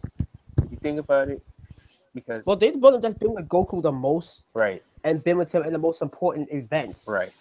Like when the whole stuff on Namek. It's because of what happened to them is what led to him becoming a Super Saiyan in the first place. Yes. Well, particularly Krillin, because that's technically his best friend. Yeah, but Piccolo also jump started too, because that's when Goku started getting serious. And if you notice, that's when the path to him becoming a Super Saiyan started. Because Goku's tone changes when Piccolo gets shot down. It's just like he told him, you guys need to run. You guys need to get out of here. I'm gonna stay here and fight him by myself. Right. And then Krillin doesn't get the chance to escape, but then that finalizes it. I mean, that at that point the Pwn counter was heavy. So I mean there was a lot riding on it because at this point Krillin's dead, Piccolo's down, and then Piccolo dies. Everything they fought for at this point would be for naught. No, so here's the thing. At that it. point, I wonder what would have happened if Gohan had gotten killed. Would he have just straight skipped over Super Saiyan, go straight to Super Saiyan 2? Maybe. Because I remember Frieza did try to kill him too. Oh, by the way, I don't know if you saw this little tiny nice touch that they added in Super when Frieza was using his death beams. Oh yeah, we was talking about before about the Frieza thing. About how he became respectful. Oh, he was also talking about the whole power level issue with the Super Saiyan Trunks thing. Now, all right, this is something I always been wondering. No, I always got like this that I think he just kind of I think the reason why they got killed off the way they did is because they were just caught off guard. Yeah, they underestimated their opponent. They got cocky. But Yeah, when you're the tyrant of a yeah, it wasn't until you met Goku that you actually had a legit competition. The first time in how many years that you ruled? yeah. I mean, it was perfectly set up in such a way that Frieza would lose only because of his own arrogance, which is well earned. Yeah. The other thing too is that he just defeated Vegeta as well. So Well, that one was kind of sad. Like he had some feelings about that. He actually did, which is kind of funny. the thing too is that So yeah, with the whole Super Saiyan thing, we know Goku is stronger as a Super Saiyan than Future Trunks was, since he basically fended them off with a finger. Right. And you would Here's the thing though. No, there you go. no go right ahead. Here's the thing though. Neither of them transformed when they fought Future Trunks. Well, some people say that King Cole is in the second form, maybe, but he never fully transformed. And we don't know whether or not Frieza could transform in his mech form. Get like get like the 100% thing. Right. But here's my problem. When King Cole was introduced, they weren't necessarily upset. They were scared about Frieza. They were downright shook over King Cole because he was that much stronger than Frieza. So that's where the issue lies for me. Okay, yeah, Trunks dusted Frieza. Alright. But this King Cole dude was supposed to be the business. What happened to that? I think this is one of those things that I don't even know what to say about that one, to be honest, because that's just purely a wasted character. Yes. Now here's the thing. In Budokai Tenkaichi, he's off the chain. So like I used to get it in with King Cole. He had the sword. That was the coolest thing. Um, so This is hey, what I think. This is what they should have done. They should have brought him back for Super, and instead had him be the main villain, or have both him and Frieza be the main villains. oh that'd have been That way, crazy. that way you That'd would have have been crazy. Goku take out King Cole and Vegeta take out Frieza. So you still have Goku taking out the main villain, but you have Frieza, Vegeta Getting getting revenge. getting revenge and finally getting close with the whole Frieza thing. Do you know this is That's me. why? And they even set it up when they even bring up King Cole's name. And I feel like that was such a missed opportunity that they didn't do that. And I feel like Vegeta was robbed of a very central role in the sense of he's the one that has the most history of Frieza. It would have been awesome if he was the one to have defeated him. And the thing too is that they can still have Goku fight Frieza because they could have had it be like a tag team match with Goku and Vegeta versus those two. Only Yo, that would thing, have been dope. only thing though is that Goku's the one that takes out King Cole and Vegeta's the one that takes out Frieza. That would have been fantastic. Or And not only even that, what? or even still perhaps going back to Namek if Goku and Vegeta had tag team to face Frieza. That would have been cool. No, another thing too is that I think it will also justify like the existence of the arc, other than just having Frieza come back with a power up. Because you also be expanding on another character that never really got expanded on much, and maybe even True. use it to expand on their species, their business, because that never really got expanded on Yeah, how much. do you just go into we're gonna take over galaxies now? No, I mean just the Universes. overall business of selling planets and stuff like that. That's never really been dwelled on much.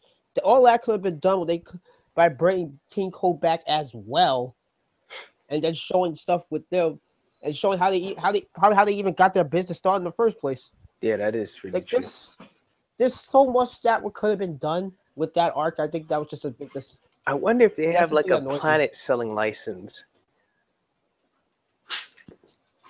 And another thing too, their relationship with Beerus. Right. So I'm wondering if they have to sign a contract with the gods. Like, what negotiations went down to make that happen? Like, you can only take over 3 planets a month. Like, You know, what's the restrictions? the amount of world building and stuff that could happen that arc would have been fantastic. Yes, it would have been. No, what would have been funny is if they. What would have been good is if they've made. I don't know. Is Revenge of Cooler canon? No, You see I what mean I'm they saying? could make it. That They, would they have been. could probably make something akin to it canon. That would have been so cool if it was canon. I mean, they're doing the Brawly thing, so I don't see why not. Yeah. Well, getting back to what we've actually looked at in Super, what did you think about uh, Frieza escaping the power of the gods and Goku not being able to do that? Yeah, to me that's just absolutely hilarious. That so many people are just awed by it. They're just like, "What?" I think that's the one big criticism everyone has about that episode. Like beyond that, everyone loved the episode, but that was just that one glaring issue. Just like, what? Are you serious? Here's my thing with it. I basically say like this: Goku wasn't using his full power. He was in his base form, and that's why he couldn't get Right. out. Same blue or the Kaioken combination. So I think people are chill out about that. It's like I understand why. Like it's still kind of jarring, but that I think there's a reasonable explanation for that, or Well, justification for it anyway. now, do you buy Frieza's explanation for how he got so strong? Yes, in fact, I'm actually fine with it because I know people don't like it. I actually like it. In fact, I kind of feel like this is probably what they should have done with the golden form in the first place. I just say this because we've seen characters get stronger through meditation. We saw this with Goku, with Piccolo, with Deborah. Oh yeah, Deborah's another wasted character. Yo, I was watching Geekdom 101 and he was talking about how Deborah was a character that was squandered. Yeah, he's made a few videos about that. He talked about that with King Cold. That's an obvious one, obviously. Yes. But Deborah, especially, if you think about how he was touted by First off, Babidi. Deborah was hyped up to be like perfect cell level, maybe even slightly stronger than that. Yeah, he was. That is that was see that already puts him on a hype level because it's like you had this guy that everyone had to put their everything into to put this guy down. Now you got someone that's on that tier of power. Yeah, you'd have to put in serious work. I mean, granted, Goku Vegeta by that point was far stronger than Cell, but it's still an impressive thing, at the very least. Right, because we only had one working example until Vegeta and Goku had their fight of a Super Saiyan 2, and if he's being touted to be just as strong, and we saw what that could do, man. And that's just that. That's not even getting to like other stuff that surrounded the board. Like, obviously his character design. I think it's one of the best character designs Toriyama came up with. His abilities, they're crazy. He has probably some of the coolest abilities we've seen. The whole stone spit thing. He could summon the sword. He's the king of like the underworld. Like that stuff was really interesting. Yeah. That's a lot of intrigue there too. And this is also why people are saying it would have been cool for him to come to the tournament because if last time I checked, he's a good guy now. So you could actually explore his character. Yo, that would have been nuts if he was in the tournament because think about it, he would, how easy that would be for him because all you have to do is spit on a couple people. And that's that. That's the match. Because he's not killing them, they're turned to stone. Yeah. But I'm pretty sure they wouldn't put him in there because he's probably too hacked. It's kind of like the Bruce situation. He's kind of bruised, just kind of broken. And I think that's why they took him out. Because he is broken, we really think about it. He has the candy beam. He's like elastic, so he has like the cell thing where he can just regenerate probably more so. Right. And we saw that with his fight with one of the wolf guys. What this dude do especially when he decides to go in. And then he unlocked a new form. We don't know what that's fully capable of yet. We just got a taste of it with his fight with Goku. Right, he just got into shape, which is kind of funny. I didn't know he. I didn't. I look at that as probably his new Super Buu form. That's kind of scary if you think about it, because he's a problem when he's fat. If that really is like his new Super Bowl form, that's gonna be crazy. Yeah, you're not beating that, because that's basically Super Saiyan 3, right? Yes. So if you can't get past him, you have no shot of getting past Goku and Vegeta. None. Yeah. Okay. I still kind of wish they had some of those other characters in the tournament anyway, but maybe not just No, I in, maybe think, not but necessarily like in Universe 17, but maybe going right. to other teams. No, well, here's the thing for me. You have enough to make the team, but then you still have enough time to go and check everybody else. So I think it's balanced. I think it's fair. It was done okay. No, because it would be interesting though, like if they did like bring like the Boar and Cell, and maybe they decide to go on. Well, I don't think the Boar would, but Cell maybe he decides to like because like Universe 4 and 9, they were like making deals, trying to because they try to recruit Frieza and just screw over Beerus in general. And maybe they make a deal with one of them, and it's just like yeah, it's like all right, they bring back Cell, and he's like all right, deuces, and it's just like oh snap, we need another fighter now, all right, to try to get Frieza, deuces. We need another fighter now. No, I don't understand why they wouldn't do that though, that'd because have been cutting it too close. That that's another thing too. I think they should have gave more time to build up the team, because this felt like the whole like 5 minutes on Namek thing. No, but Xenosamaki is impatient, so I think that's what the high priest had in mind when he set the time. He just understood who he's dealing with. Oh, that sounds like two people have been talking about this. Do you think he's like do you think he's going to turn out to be the main villain of this arc? He's the person that you shouldn't mess with. Period. The Grand Priest. Yeah, you shouldn't mess with the Grand Priest. You should not mess with him. It's clear. It's clear. He's the classic. I don't know if you know the series called Freezing. Yeah, I'm talking. Yeah, but So I watched the first season. so I've watched the first season. so of then it. you're familiar with Chiffon, basically. Maybe She's it's been a while Miss though. Slits Fries. Yeah, it's been a while since I watched Freezing. Okay, so she's basically the character where she has the position. She's president of the school of the seniors of basically the entire student body at Freezing in genetics. Uh huh. And from how she conducts herself, you would not think that she's actually the president until she fights. And then you realize it's not even close. No one Is is. she the girl with her eyes always closed? Yes, Miss Slits Fries. Yes. Yeah.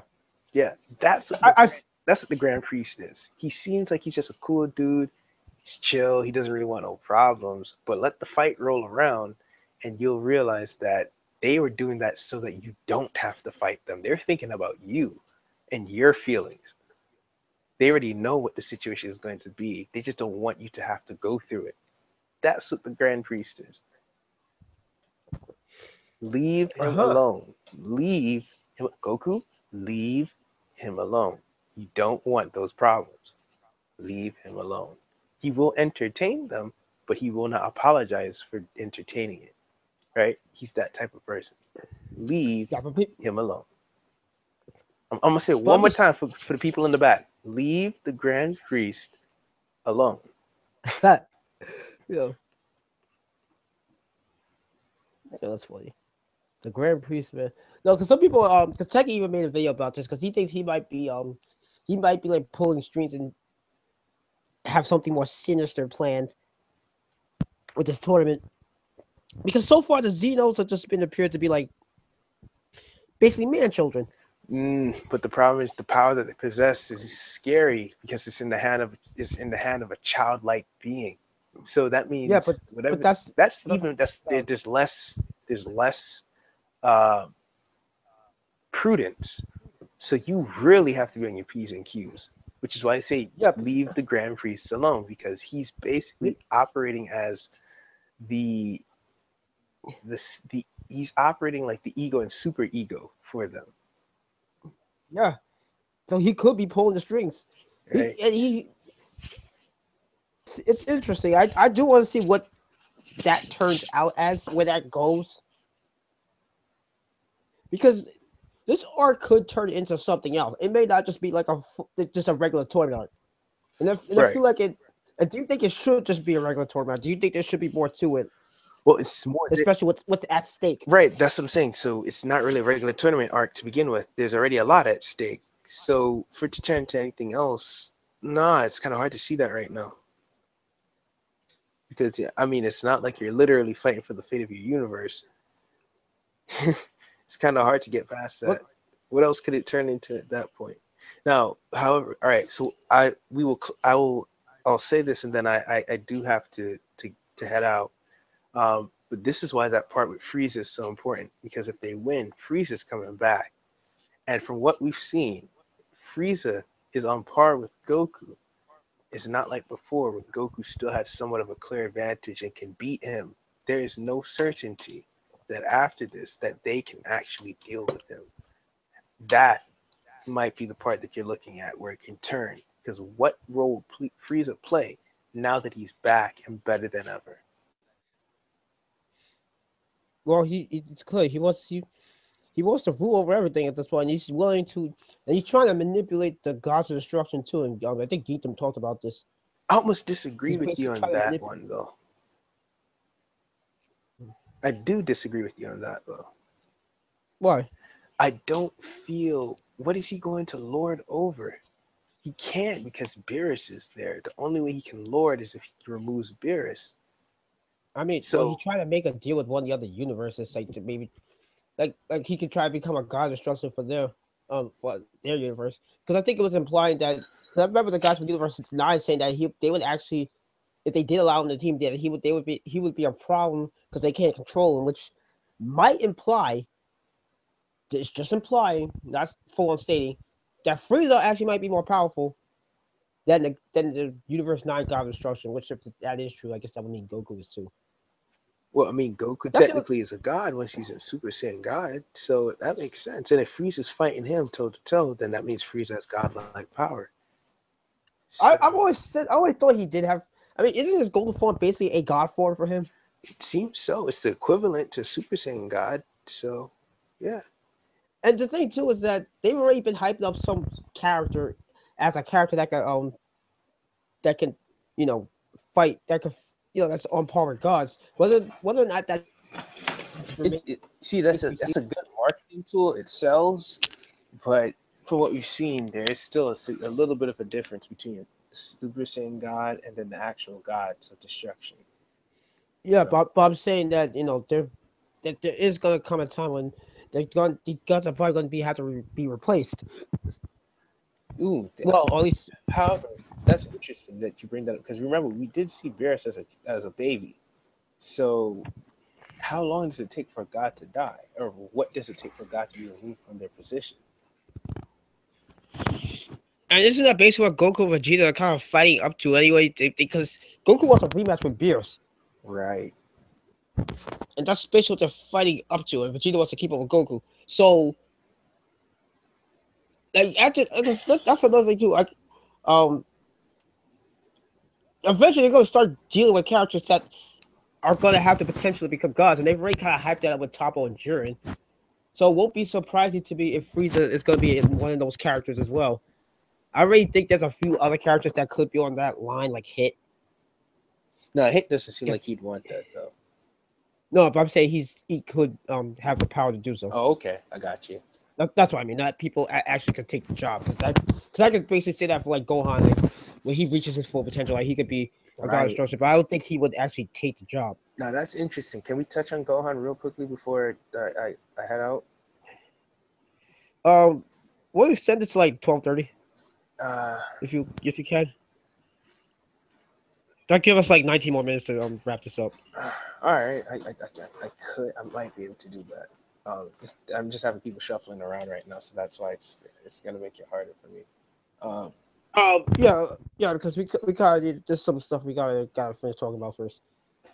all right, so So let's not waste any more time. Yeah, yeah, let me touch on this Gohan piece for a second. Um, that mystic form is going to be interesting to see how it plays out in general. How he's going to How is he going to? It's similar to what Frieza went through. His power, it's all about where he's focusing. It's not necessarily about his training at this point. So, is it possible that he's going to get a power up or an increase during this tournament? I wonder. Yeah, but I've been noticing that one of the things that's really becoming a big thing. It's like a mental. It's like that mental capacity and key control that's allowing you to become like at the level of God. That just instead of just full on training, not it's not just that anymore. No, that's what I meant. I mean, it's just a matter of how is he going to focus, because that seems to be his. That seems to always have been his issue. It's just a matter of how focused is he, or how to the concept of defeating his opponent or I feel like caring this to time. hurt his opponent. I feel like this time he's actually a lot more motivated than he was before. Right, but that's because he has his family to think about. It's something Not only greater than that, but I feel like himself. this is something he's also trying to prove something for himself. I've noticed. Right, but it's almost indirect. I feel like it's more directed to his family. Like, I need to be able to show them that I can protect them. Yeah, because he's already has a few times in the series where he's failed to do that. The worst one being the Resurrection of the F arc, where he just got his butt handed to him to the point where Piccolo died because of it. Yeah, he's So, messing up heavy. I still don't know why he's so wearing his he glasses though, because like it just that always makes me laugh. Why are you wearing glasses? Your vision is like perfect in fighting. it's to show he's smart. Like that's I kind of I would rather him wear his Green Sandman suit, right. but then again, I actually like That's insulting to me because, man, I love it. yo, like I don't want to wear glasses, and that doesn't necessarily mean that I'm smart because I wear glasses. Like, you It's know a what I mean? stereotype though. Yeah. So it's like, well, here's the thing. Where it depends on what who you're talking to, because if you look at it, like say, like in DC Comics, like Bruce Wayne is like the smartest dude on the planet, borderline. He doesn't wear glasses. You know what I mean?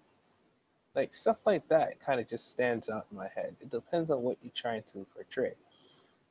I feel like that's just counterproductive. You already know that his vision is sterling. So why is he wearing glasses? Like, just doesn't make sense from that sort of perspective. Like, he's probably doing It more would make damage. more sense if he was still doing the Green Sandman thing and they were trying to make it like akin to Superman, Right, right. which I kind of wish they bring that back because I actually really liked it. It kind of and I think it actually fits with what is or his character is turned into. It would have been, it would have been funny if he entered the tournament as Great Saiyaman. Yeah, I mean he entered the last tournament he was in as a Green Sandman. I don't know why they didn't do it this time. That would have been funny. Because now he would just be a mystic. So, he would probably still be able to keep the helmet on. It wouldn't blow off his head this time. Um, He didn't actually wear the helmet. He wore like a turban. yeah, that is true. He couldn't wear the No, but helmet. it still came off. You see what I'm saying? He couldn't wear the helmet because of they didn't allow like headwear. Right. But no, the tournament of power, there doesn't seem like there's any rules or regulations preventing that. Because remember when Topo showed up, he was covered in cloaks. Yeah. So that definitely isn't a problem. The funny thing about Topo and that, I heard that there was a mix up that apparently Jiro was originally going to be the guy in the suit, and then they switched it to Topo, and then they tried to switch it back. And I think that's how Topo got like the hype that he got. Can we? I think originally it was all going to go to Jiro, and then they winded up hyping him in the process. Topo is the only character that I've seen where he's in shape, out of shape. Since E Honda, where he's in shape, Yeah. sort of, kind of. You can see he got the definition, but he's out of shape because he got a gut. It somehow that all works.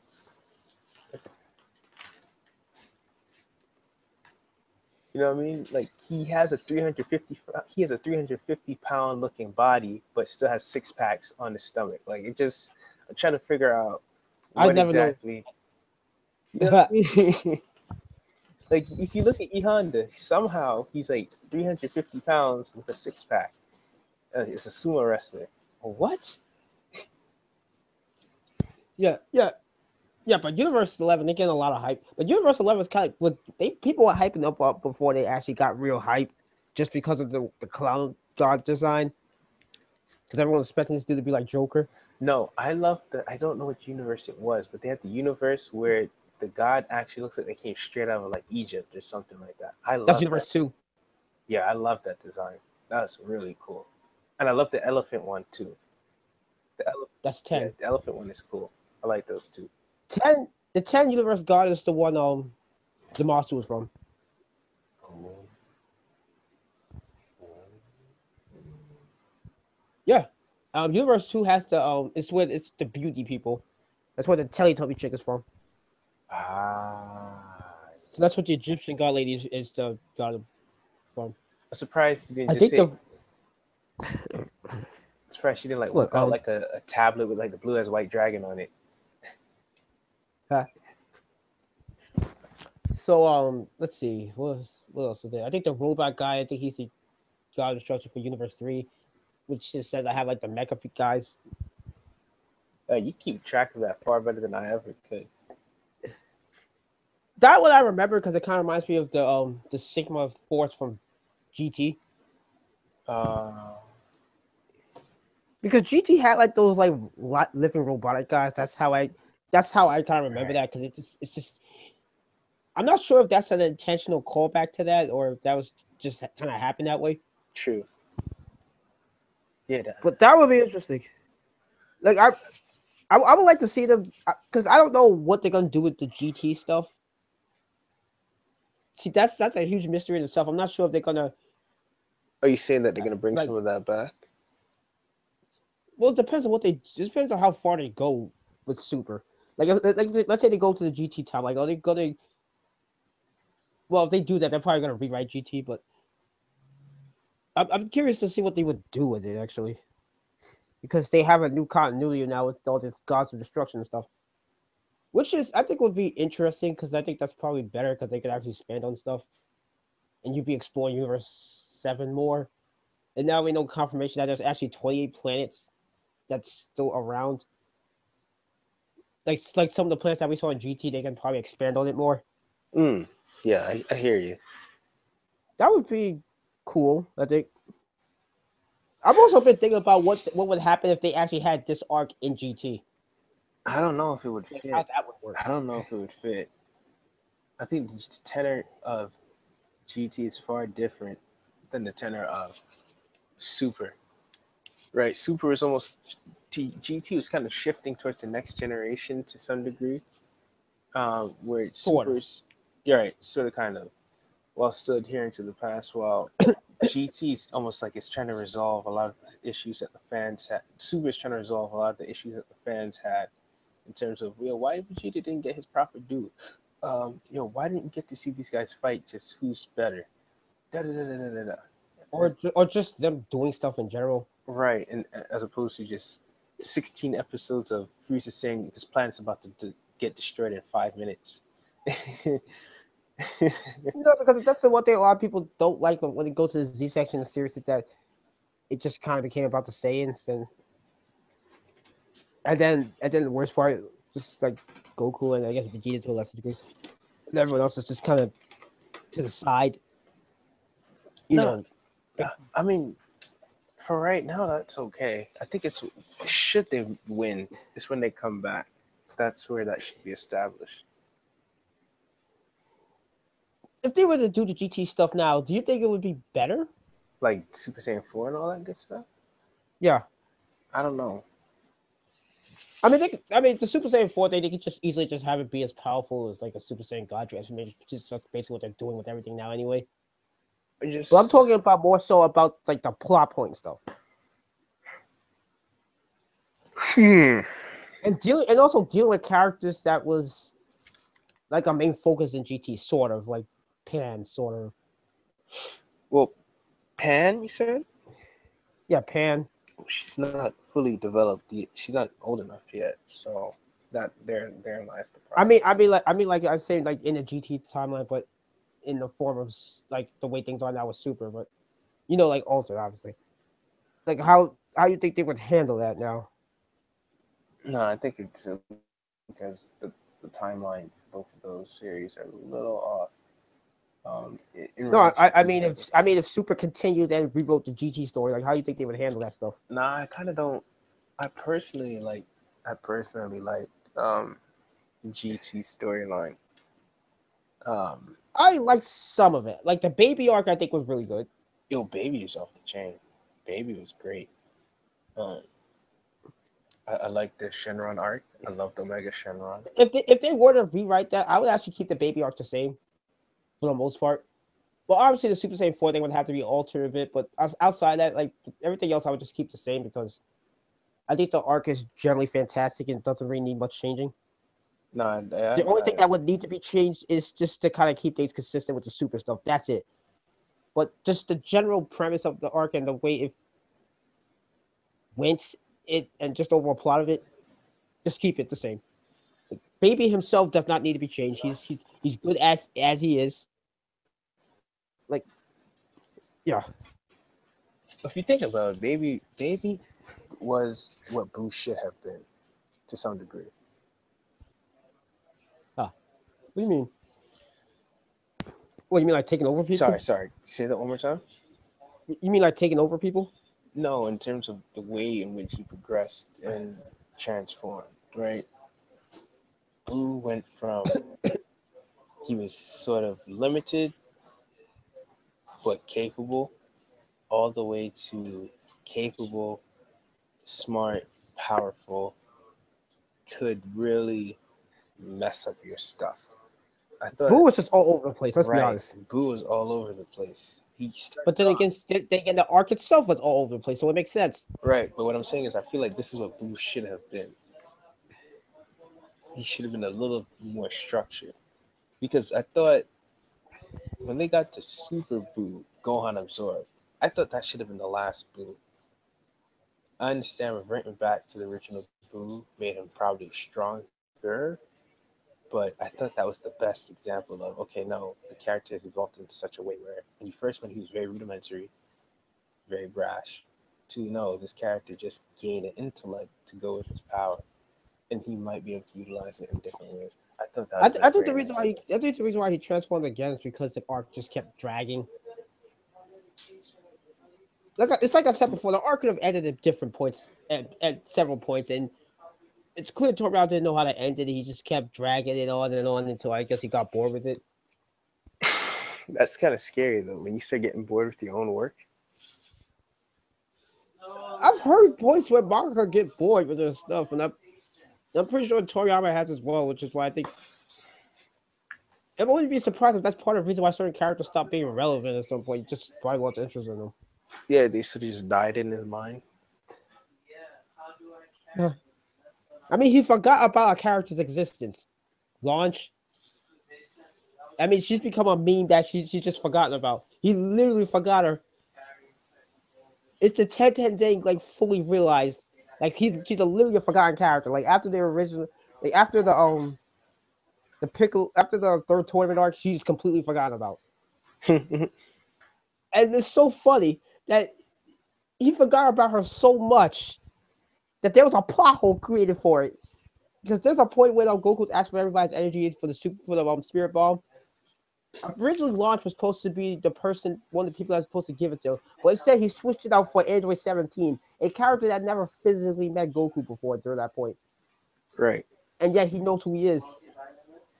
At least he recognizes his voice. That's a plot hole. He created a plot hole just to keep the whole Launch got forgotten thing. It's hilarious. Like that's the thing I will say though. Like the bad parts of Dragon Ball is one of those like hilariously bad things. Where it's like when we was talking about like fairy tales, more like, well, it's hilarious for me, but I know for you guys it's frustrating. I thank you for understanding our suffering. Look, I've dealt with it with Bleach. I dealt with it with Naruto. I understand, but I'm looking a bit at this Dragon Ball Super episode. They actually I'm just skimming through it because I just want to see if the character designs they actually are showing the teams now. So you got something to look forward to there. The actual teams, like all the people that's in these teams are popping up, making their appearances. Like They're basically like, yeah, we're so like, where's this team, where's that team, like that type of thing, I guess. But But as we I said, just teamwork will be the most important thing there, for yeah, sure. but yeah, for sure. But before we end this, I do want to get back to the Hunter thing because I just want to discuss Oh yeah, we were we supposed to touch on that, right? we kind of just skipped over because it's funny because this is exactly what Bronco did. He actually didn't talk about Hunter that much on the Hunter stream. He wanted to did he diverge into something? He diverged into Naruto, which is kind of what happens with us. It's basically like what you was talking about before. Like we have to kind of like read up on like what happened before so we can have a proper discussion. Yeah, it's one of those series. It's just built like that. You So it's like at this point we can really just talk about our initial like raw thoughts. We can't like have like a full discussion like you would have like with One Piece or Naruto or something like that right now because you have to recatch up on everything. By the way, King Lightning actually did like a full live stream catching doing like a catch up stream. Thank goodness that he did that because I actually have to rewatch it because even the stuff he was saying is just like wait what wait that happened who like I'm looking back at this arc so far. It's been like 20 so chapters, right? yeah. So much has happened. So much like information has been dropped, and it's just like, wait, that happened? Wait, this guy's in it? What is that thing? But there's just one thing I will say though. One thing that really did catch me, that a lot of people have been hyped about, when which some people giving 10 out of 10 for, obviously the Karabika thing. Right. I was not even under the impression that he still had more powers to show. But then again, I guess I didn't fully understand the chain ability that Right. I thought I Which did. again, but because of how much time has passed, we probably don't remember all of it. The funny thing is, I'm rewatching Hunter x Hunter now on Tanami. Yeah. Oh. They're currently in New York new. It Ooh. just got pat. Yeah, they're it Hold on. comes on. Are they at the point where Ubo is still in custody? Or No, they just got past the point where Karapika found out that Crow faked his death.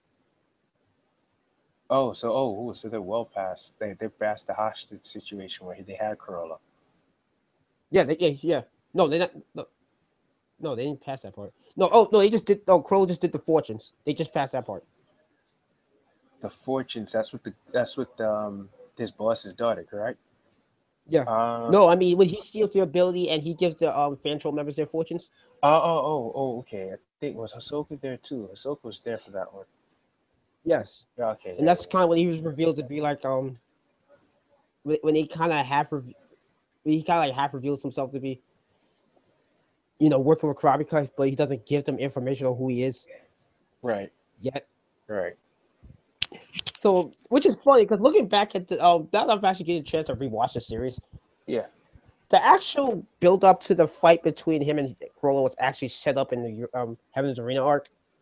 yes, I didn't even realize that because that fight. Because I'm gonna be honest, and just a lot of people complain about this too. When that fight happened in the manga, it just seemed random. No, he basically was talking about fighting him from the moment he revealed himself. No, but I Um, mean, but here's the thing though. When the actual fight happened, first off, it just came off a hiatus, and the right, first thing we exactly. jump into fight, and it's just like, wait, what? Like, Right, yeah, we know that he's been wanting to fight him, but then the fight is actually happening. But right, here's the thing: if you haven't rewatched the series right. as a whole, Yeah, you're not gonna because he understand. started pull from like older stuff with the whole "I'm going to bring stuff back from the past" that you may have forgotten about, Right, but in this case, you definitely forgot about it because they have to happen a long time.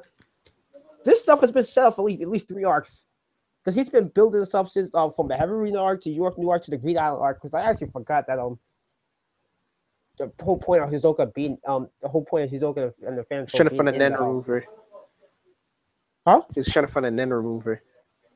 Yeah, I completely forgot about that part. Like that's what I'm talking about. That's also why I'm so. First off, yeah, I am happy that they finally dubbed it and I can watch it dubbed. The dub is That was solid. I think It's solid. yeah, it's pretty so. It started off a bit rough, but it's getting better. I think it's a lot better now than when it started. Has to be.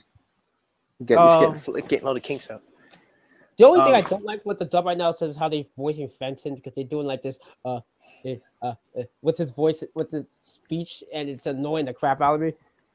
But but yeah, the your but yeah, the power thing. I forgot how this that he had like another ability to show. Actually I didn't even fully understand how his power even works. Apparently, I believe he because has a apparently, book.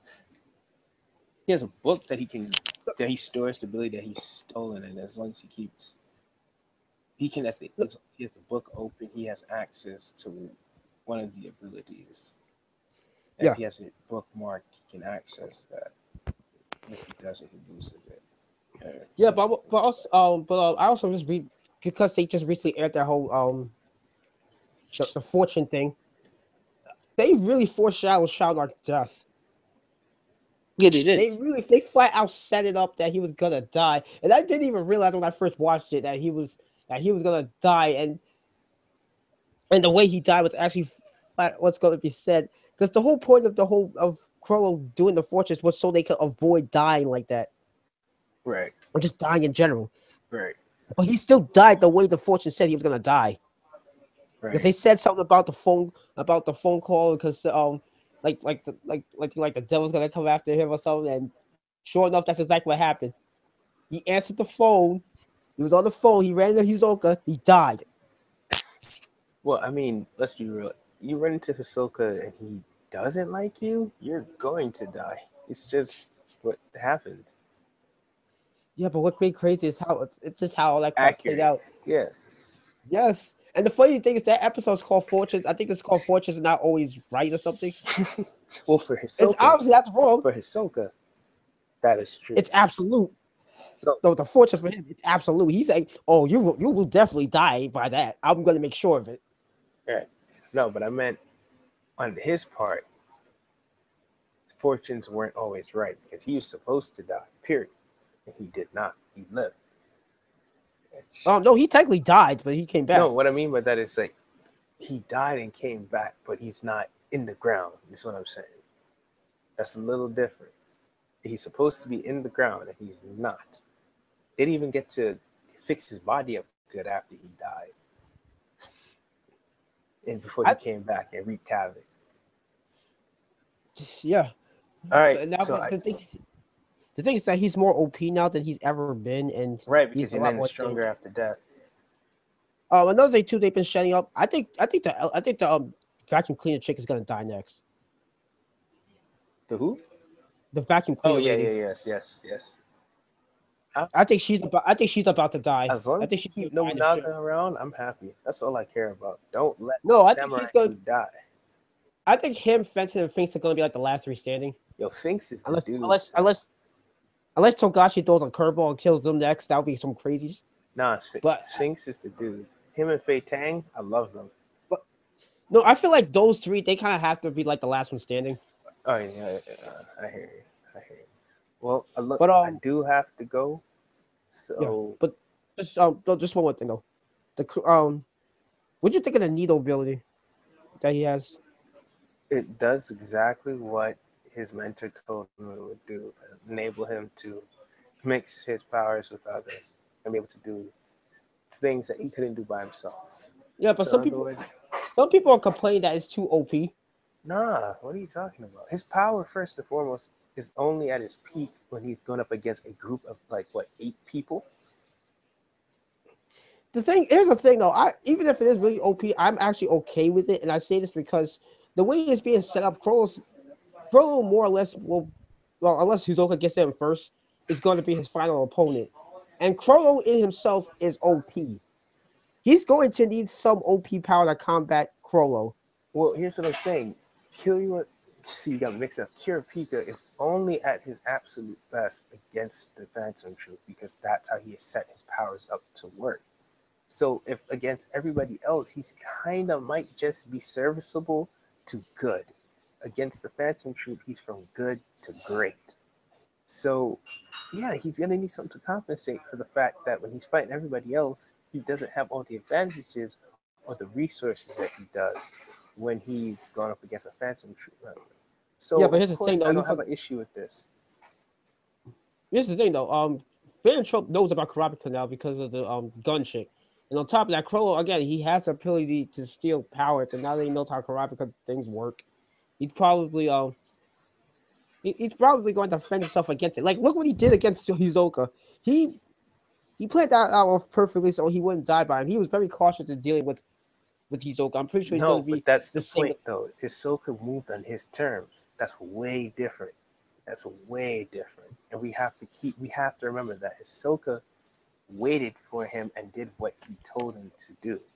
What Which was a Corolla, bad move on his part. right? But to Hisoka, he cared not about that. He just wanted to have the fight. Kurapika is way too calculating to let Corolla just walk him into a trap like that. You see what I'm saying? So I don't expect those things to happen. I expect Kurapika to be able to handle himself better. And again, I think it is fine for when he's not facing anybody else Oh yeah, that he has that extra ability.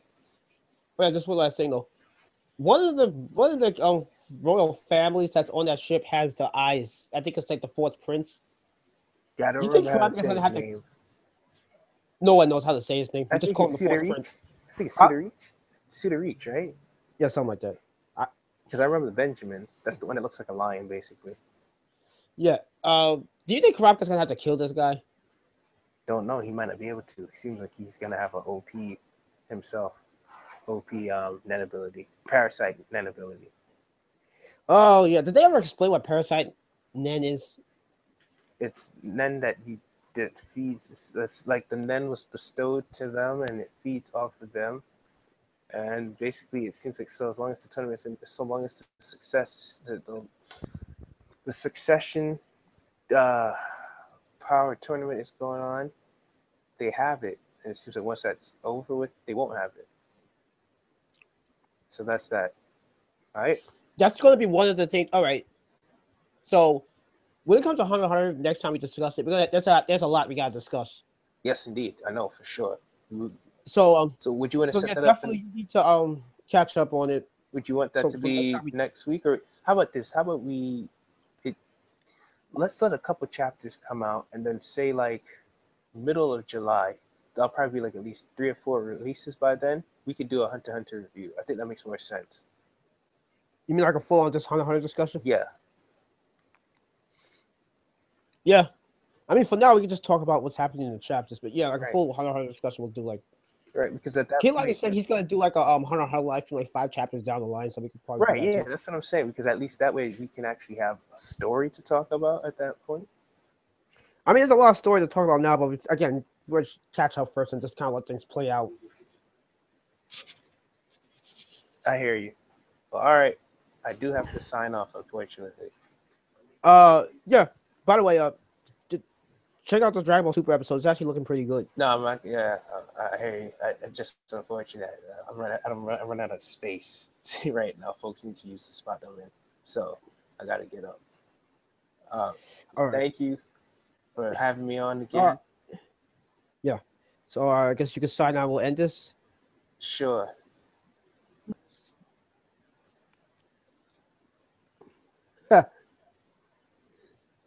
That was just sign out. No, Well, I'm here. anyway, I'm here. I wasn't sure if you're gonna just say you're gonna give the closing remarks and so on.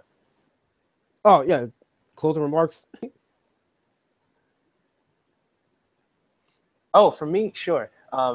Like everybody, thanks. Cool swag. I heard you was in here. I don't know the other person that was in the chat. I don't remember their handle, but shout outs to you. Thank y'all for having me in your space. I'm looking forward to coming back on next week, barring any sort of incident. And yeah, if you're in the NYC area, there's going to be a couple cons coming up in July and one in November. Get a lookout for those. Just a Blurred that's happening on July 28th and 29th, I think. And then Anime NYC that's happening on the weekend of the 17th through like the 19th. So have fun if you're in the NYC area. Maybe we can make that happen. Yeah.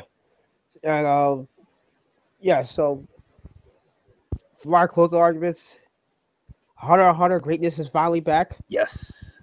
One Piece will be back next week. Yes. One Punch Man chapter was out this week. Oh, we should have talked about that. All right, that's next week for sure. Yeah. No, I didn't talk about it because I had to read the chapter first, but I have heard it was fire. Kid Lightning even did a video about it, and it just sounds hype. So I'm definitely reading it. It was a lot of exposition, though. It's a lot of exposition. That's fine. It's a monthly. I'll get it. I'll get through it. I have a there's a if you're not reading a manga stream, another good site would be Kiss Manga. Thank you. Because they have this thing where you could actually read all the pages in one single layout, so you could just scroll down and read the entire chapter in one page. I hear you. Thank you for that. I'll probably just do that because that'll be easier for me. Thank you for the site recommendation as well. I've always wondered where I would go if it's not there. All right. Yeah, no, Kiss Manga definitely great. Fairy Tail sucks. Hiroshima was a troll. Yo, Hiroshima, hold that L. Kubo, where you at? Kishimo make that money. Oda's the guy. Oda make that money. Toriyama, you do what you do. Yeah, I like. Oh yeah. By the way, rest in peace to the educated rapper from the rap group UTFO, and rest in peace to Prodigy from Mobb Deep. Word. The expression I've heard is not necessarily just rest in peace, but rest in power as well. We could talk about that too next week. Yes, indeed. All right. So everybody, thanks for watching. Thanks Ray and Swag for thanks Ray for joining the stream. Yes. Thanks Swag and Beta for being in the chat. Beta is actually one of the people I talk to. Not shout out to Beta. Not associated with Swag and Ray, but with another YouTuber that does like gaming streams. Oh, shout outs to them. Shout outs to all. Yeah, Mark and Mr. Curls, Jason, all them guys. Yeah, shout out to them. If you like Final Fantasy stuff and Overwatch and all that, you go watch his watch Nocturnal Mark streams. I'm part of the Discord of that. Shout out to Brago. Shout out to Tekking. Shout out to Kid Lightning. Word to the mother. Anyway, we're out. Have a good night, and we'll be back next week, hopefully. And enjoy your upcoming Independence Day weekend. Right.